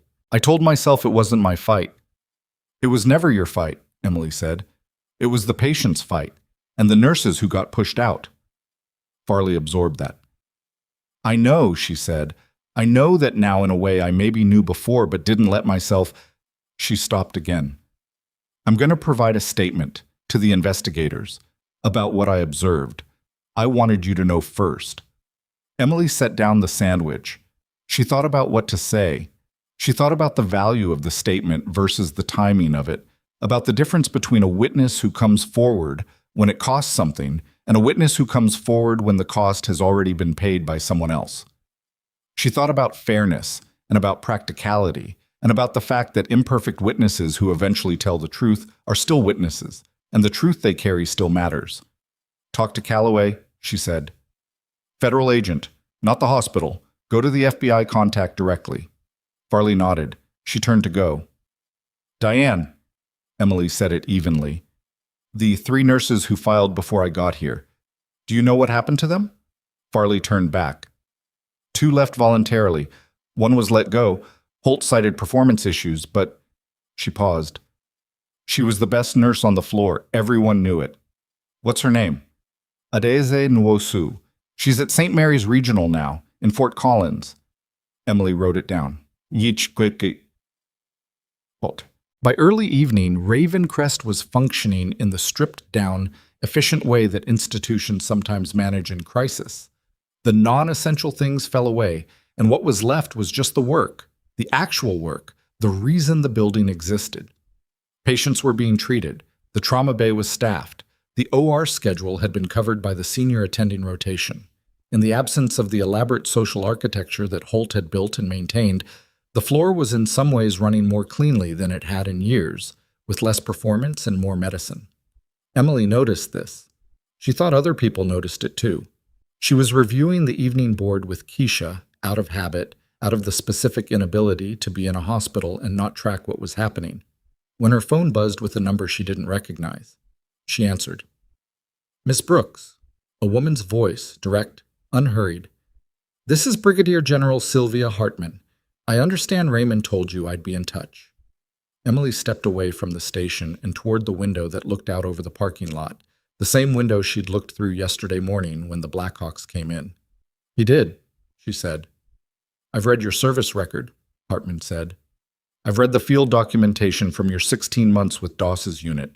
I've read Ewan's observations from yesterday and the trauma bay logs that Colonel Wills sent me this morning." A pause. "I want to be direct with you because I don't have time for anything else. The program needs a director by January. The funding window has a deadline that I cannot move. I've been looking for the right person for 2 years, and I've made 2 offers that fell through, one for personal reasons, one because the candidate took a better-paying private sector position, which I completely understand and cannot compete with on salary." "What can you compete with?" Emily said. "Purpose," Hartman said without hesitation. "Scope, the ability to build something that doesn't exist yet and that will exist long after both of us are out of it." She paused. "And the specific satisfaction of training the next generation of people who do what you do, who work in the gap, who function where the systems haven't caught up yet, who keep people alive in conditions that the clinical textbooks haven't fully accounted for." Emily looked at the parking lot, the lot where she'd stood 24 hours ago with a cardboard box and a terminated badge and the sky splitting open above her. "The satellite rotation at Ravencrest," she said. "That's contingent on what happens with the investigation and the administrative restructuring here." "Yes, the partnership would be formalized once the facility has cleared its governance issues. I expect that process to take 4 to 6 months. Hartman's voice was even. "It doesn't affect the program start. Fort Detrick runs independently of any satellite arrangement. I'd need to finish what I've started here, the investigation, the depositions. That's expected. The FBI process doesn't pause for job offers." A beat. "I'm not asking you to decide tonight. I'm asking you to come to Fort Detrick next week. Meet the team. See the facility. Let me show you what we're building." Emily pressed her fingers briefly against the cold of the window glass. "All right," she said. "Next week." "Thursday," Hartman said. "My assistant will send the details." A pause, shorter than the others, calibrated differently. "For what it's worth, Ms. Brooks, what you did yesterday. In that bay. In that building. For Raymond. I've been doing this for 27 years and I've seen a lot of people work under pressure. What your colleagues observed in you isn't common." She said it without decoration. Not praise for its own sake, but assessment, the way you report a clinical finding. "The program will be lucky to have you." The call ended. Emily stood at the window for a moment, in the quiet of a hallway that was no longer quite the same hallway it had been when she'd walked into this building 3 years ago, or yesterday morning, or 14 hours ago. Outside, the parking lot was lit by the overhead floods, and the last light of the Colorado sky was going gray and orange over the mountains in the west, and a shift was changing somewhere. She could hear the particular sound of it, the human traffic of one group of people handing the work to another group of people and going home. She would not be going home yet. She had a statement still to finalize for Rourke's office, and she had the name Adaeze Nwosu written on a piece of paper in her pocket, and she had journals that would need to be reviewed and returned and formally entered into a record that would take months to complete. She had a conversation ahead with Prescott about the formal reinstatement paperwork. She had an email to send to her sister, who had texted 6 times since yesterday morning with escalating urgency and deserved a real answer. She turned from the window. Keisha was still at the station, doing exactly what she'd asked her to do. Tracking, documenting, staying on top of the evening board with the kind of attention that hospitals run on and rarely acknowledge. "Keisha," Emily said. Keisha looked up. "The patient in Bay 3, the abdominal pain admit. When was she last assessed?" 40 minutes ago. Vitals stable, pain at 4 on the scale, waiting on the CT results." "The CT was ordered 2 hours ago." Keisha checked the system. Her expression shifted slightly. It's been in queue, not completed. Call radiology, directly, not through the order system. Call the tech and ask for a timeline. She paused. Document the call. Got it. Emily walked back toward the trauma bay. The work was still the work. The floor was still the floor. And tomorrow, there would be depositions and paperwork and the long institutional machinery of accountability grinding through its necessary motions.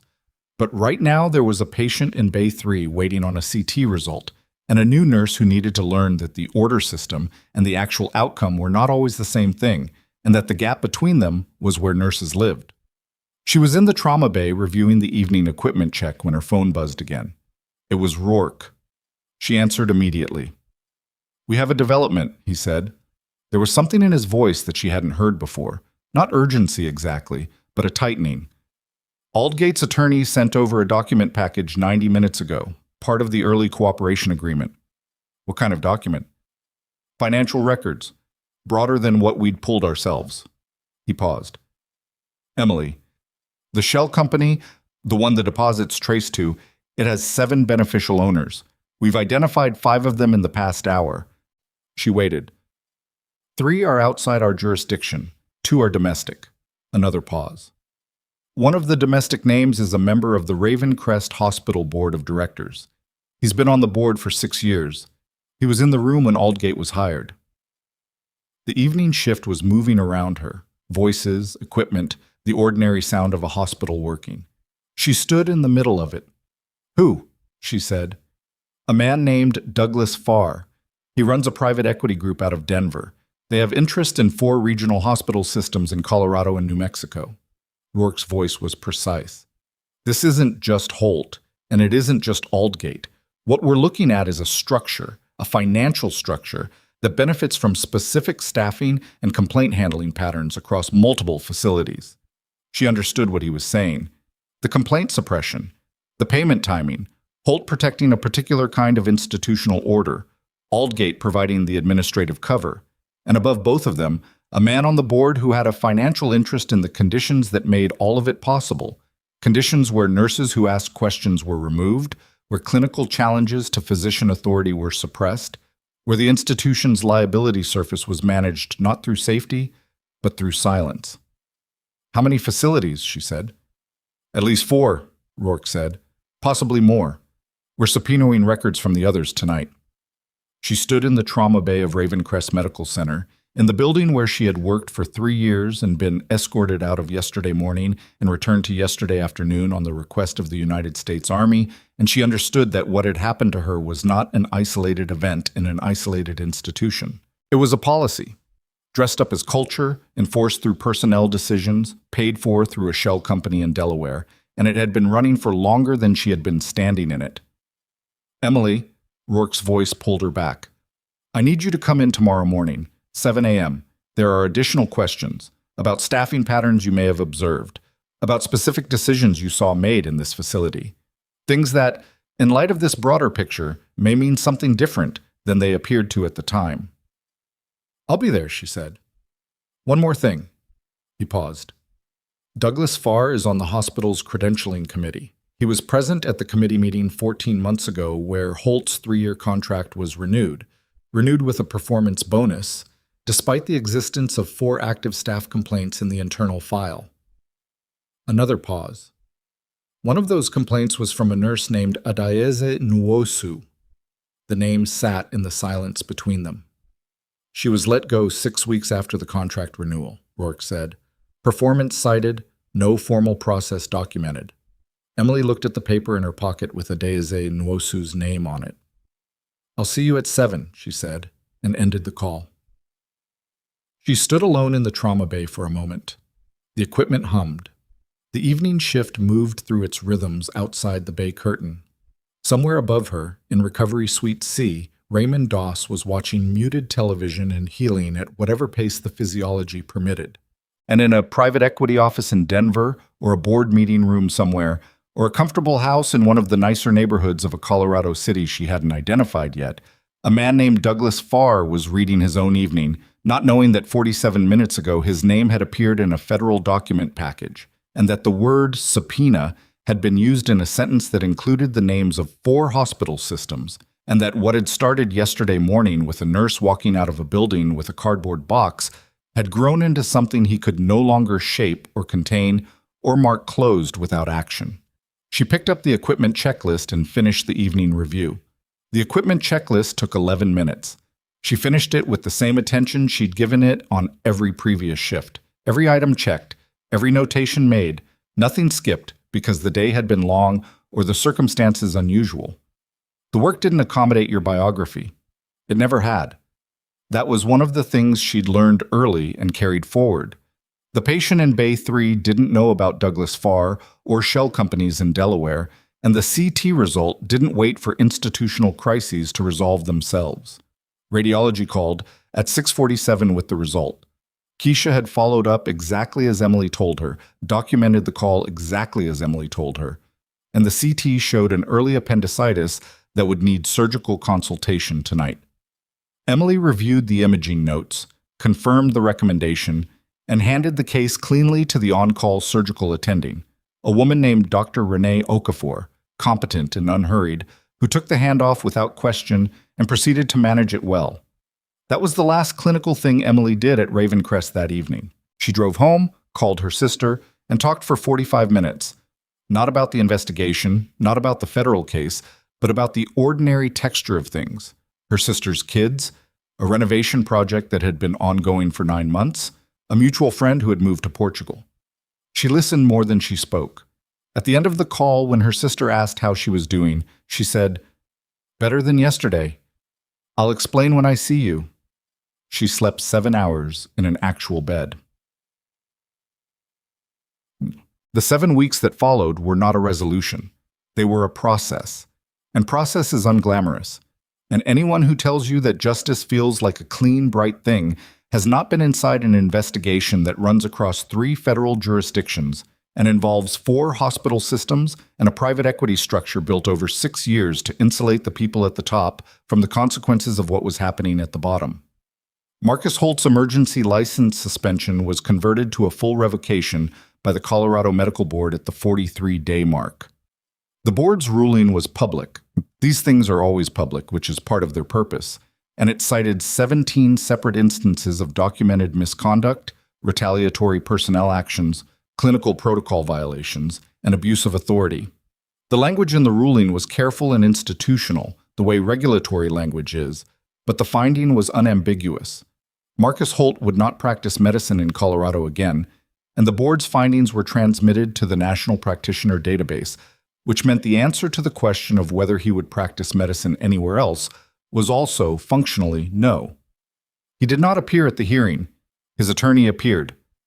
Holt himself was, by that point, facing a separate federal charge related to the intelligence breach, specifically conspiracy to transmit national defense information, and the advice he'd received about public appearances was to minimize them.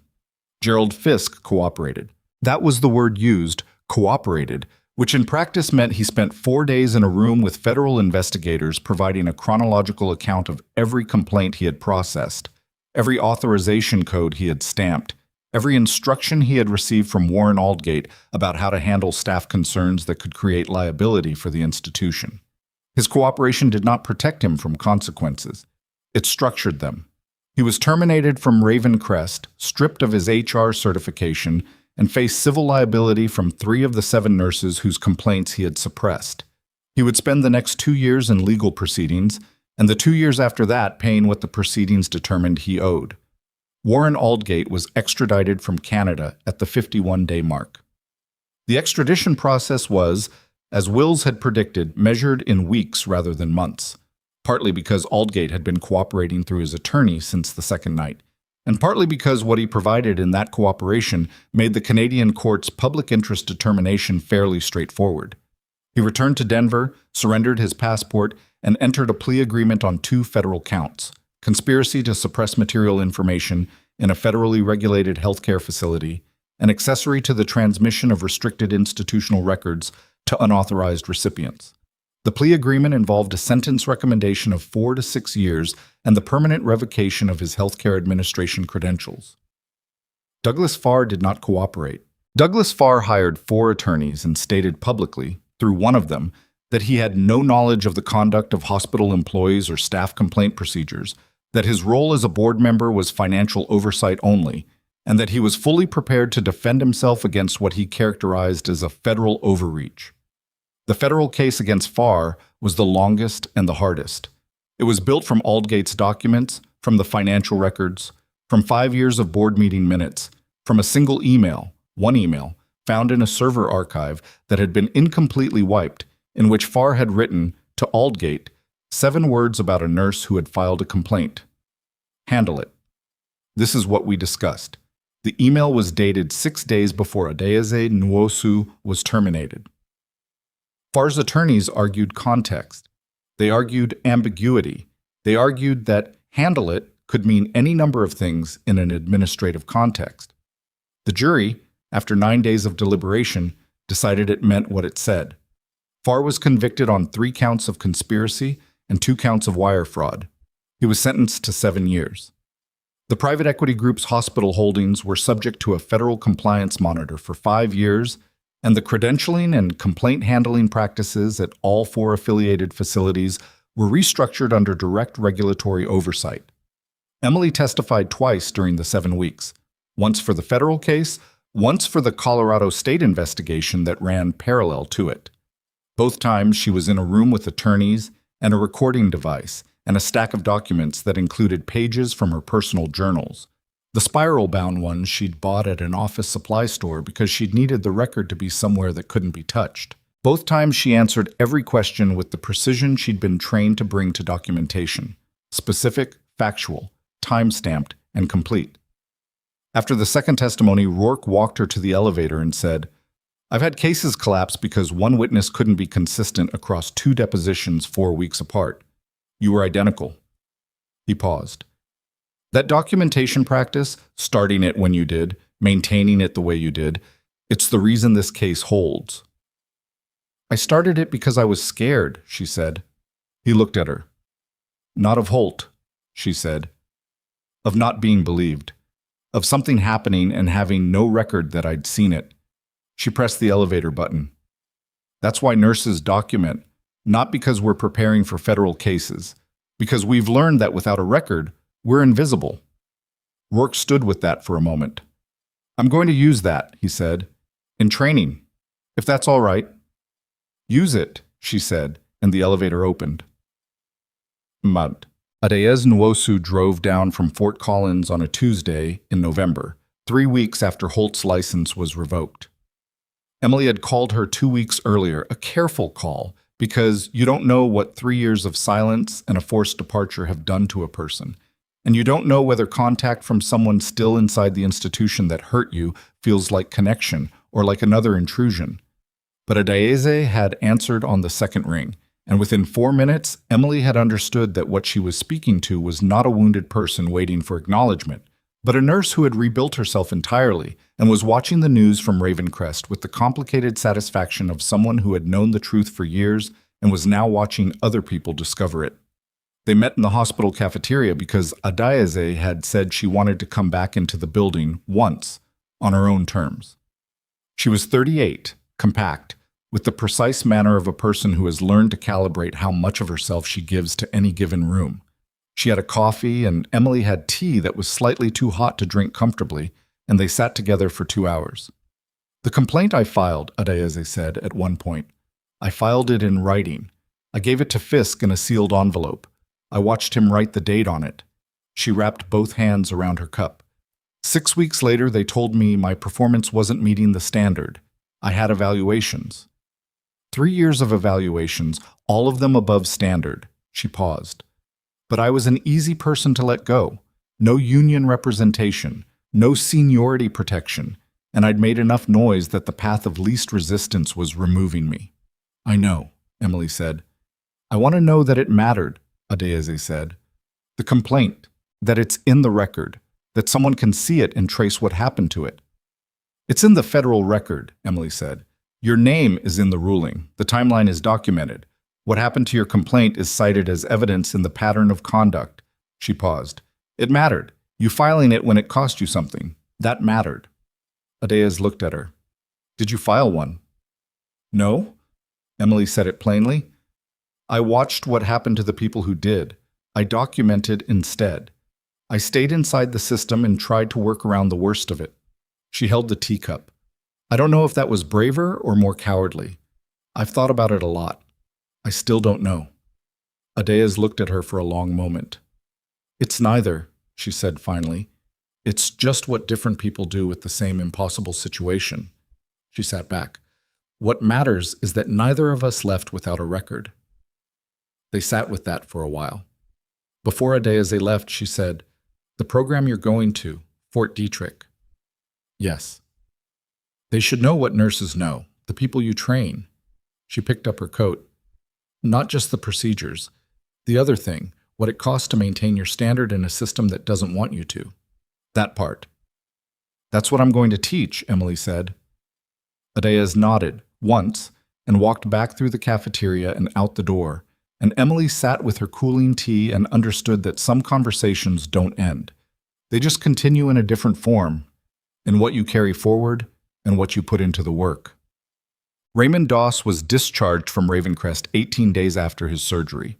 He walked out of the building on his own, declined the wheelchair, moved with the careful deliberateness of a man who had been told to take it slow and was taking it slow precisely as fast as he could get away with. 2 soldiers flanked him at a distance that was tactful rather than tactical. Emily met him in the lobby. You didn't have to come, he said. You told me you'd be discharged at 10. It's 10. He looked at her with the same gray eyes that had found her across a parking lot 6 weeks ago, in a different version of this situation entirely. Fort Detrick, he said. You're going. January 15th, she said. I've already signed. Something settled in his expression. Not surprise, because he hadn't expected her to say no, but a satisfaction that was quieter and more genuine than surprise would have produced. Hartman's good people, he said. Demanding. Specific. She'll push you. I've had demanding before. Not like this. He said it without warning, just fact. She'll ask you to build something from scratch in front of an audience of people who are skeptical it can be done. Military culture and civilian clinical practice don't always translate. He paused. But you've been doing the translation your whole career. You just didn't know that's what it was called. She walked him to the vehicle. At the door, he stopped. I've been thinking about what I said in recovery, he said, about letting you go, when you left the unit. You don't need to. I do. He said it with the firmness of a man who has decided to say a thing and means to finish it. I knew what you were going to. I knew the civilian system wasn't built for what you'd been doing for 6 years. I could have said something, connected you with people, pushed back on the situation here once it started going wrong. I didn't. He looked at her. I'm sorry for that. She stood with it. She had not expected an apology from Raymond Doss, not because he was incapable of them, but because she'd understood his regret from the conversation in recovery and had considered it spoken. The fact that he was saying it formally, standing on his own 2 feet in a hospital lobby, meant something different. Thank you, she said. Not more than that. It didn't need more. He got into the vehicle. The door closed. She watched it pull away into the November morning, gray sky over the mountains, the particular cold of Colorado air that has no interest in your feelings about it. She went back inside. The formal recognition ceremony was held at Ravencrest 3 weeks before she left for Fort Detrick. It was not her idea, and she had not been asked whether she wanted it. It had been organized by the interim administration and co-sponsored by the Army's Public Affairs Office at Colonel Wills's recommendation, which meant it happened regardless of her preferences, which was fine. She had learned a long time ago that recognition events are rarely for the person being recognized. They're for the institution. They say, this is what we value. They say it publicly, because public is the only accountability that private never provides. Prescott spoke. Wills spoke. A representative from the Colorado Department of Health spoke about the reforms being implemented across the 4 affiliated facilities as a result of the investigation, a process that would take 2 years and that had already resulted in a new independent complaint review board with no administrative override authority, which was the structural change that mattered more than any ceremony. Doss sent a letter. He was still in recovery and had been told in clear terms that flying to Colorado in November was not among his authorized activities. The letter was read by Wills, and it was not long, and it was not sentimental, and it said what it meant in the direct, undecorated way that Raymond Doss communicated everything, that Emily Brooks had saved his life twice, once in a country most people in this room couldn't locate on a map, and once in this building, and that the quality of person required to do that, under the circumstances she'd faced both times, was not common and should not be treated as such, and that the program she was joining was better for having her. Wills folded the letter when he finished reading it and placed it on the podium. Then he looked at Emily, who was sitting in the front row in the only formal clothes she owned that still fit: dark trousers, a gray jacket, the small combat medic pin she'd kept in the lockbox with the journals and had put on that morning without fully deciding to. And he said, "We judged your uniform for too long. We never understood your service." She had known she would be composed during this. She had prepared for it the way she prepared for difficult procedures, by understanding in advance what she was going to feel and deciding not to be surprised by it. But the sentence landed in a place she hadn't fully prepared, in the specific spot where competence ends and the human thing underneath it begins, and she sat with it in her chest for a moment before letting it settle. She spoke briefly when it was her turn. She hadn't written anything down. She talked about the 7 nurses. She named them, all of them, including Adeze, who was watching from the back of the room with her arms crossed, and her expression the specific combination of private and present that belongs to people who have been through something real and are attending the part of the story that comes after. She said that the recognition meant something only if it changed the conditions that had made the situation possible, that a ceremony without structural reform was theater, and she didn't have patience for theater. She said it evenly, without apology, and the room was quiet in the way rooms get when someone is saying a true thing without performing it. Then she thanked Keisha, specifically, by name, for being the kind of nurse who learns and follows through and documents correctly and asks the right questions, because that's what the floor runs on, and people who work that way deserve to hear it out loud. Keisha, from the middle of the room, looked like she'd been told something she would carry for a while. After the ceremony, Diane Farley found Emily near the coffee table. The institutional kind, weak and slightly burnt. Farley had given her statement to the FBI. She was still employed at Ravencrest, still the charge nurse, still doing the job, and she would continue to do it in the restructured institution that Prescott and the health department were building. An imperfect institution because they're always imperfect, because the people inside them are always imperfect, but one that had at least been forced to look at itself. The Beaumont resident, Farley said, he's been different since everything happened. Different how? He asks the nurses more questions, listens to the answers. Farley paused. He's going to be a decent doctor. If he keeps doing that, Emily said. Yeah. Farley looked at her. Do you feel okay about leaving? Emily considered the question honestly. I feel like I'm going somewhere I should have gone a long time ago, she said.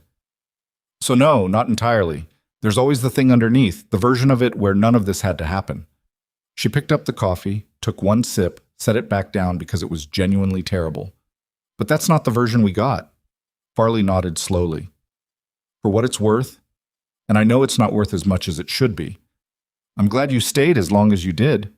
Emily looked at her. So am I, she said, and meant it, because the journals existed because she stayed, and the record existed because she stayed, and 7 names were in a federal ruling because she stayed, and a woman from Fort Collins had driven down on a Tuesday and said what matters is that neither of us left without a record.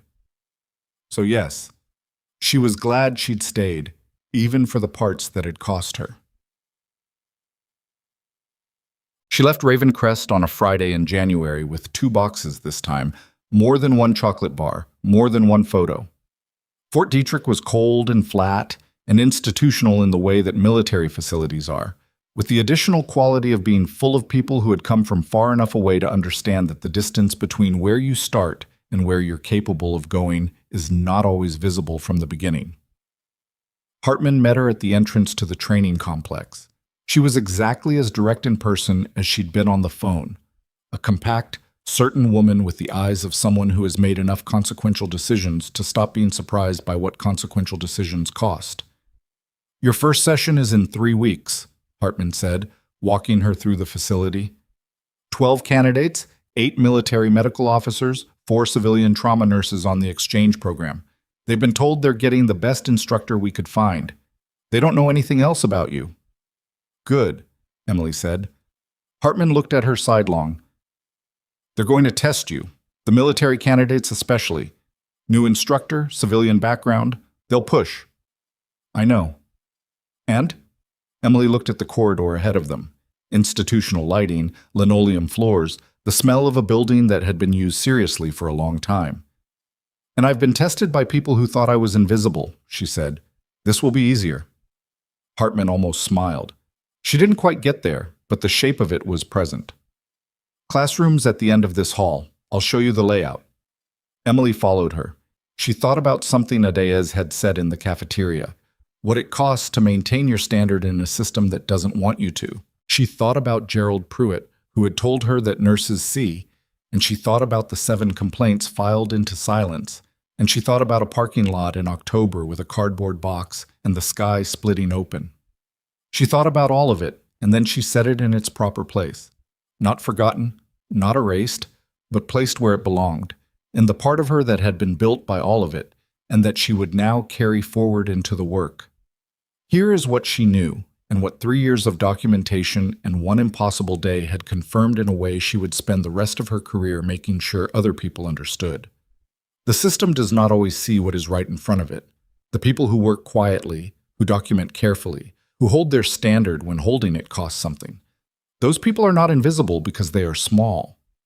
They are invisible because the system has decided that what they do is ordinary, when in fact it is the only thing keeping the ordinary from becoming catastrophic. The nurse who catches what the physician missed.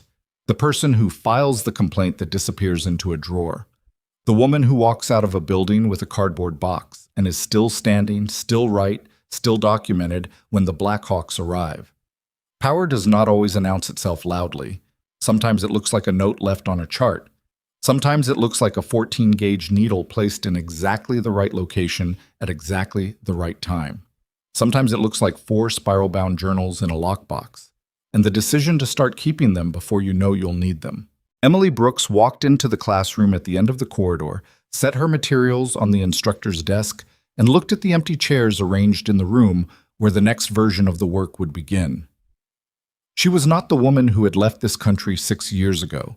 She was not the woman who had walked out of a hospital with a cardboard box. She was not the woman that a man in a white coat had decided, with complete confidence, that he understood the limits of. She was the sum of all of them, and the work was in front of her, and she was ready.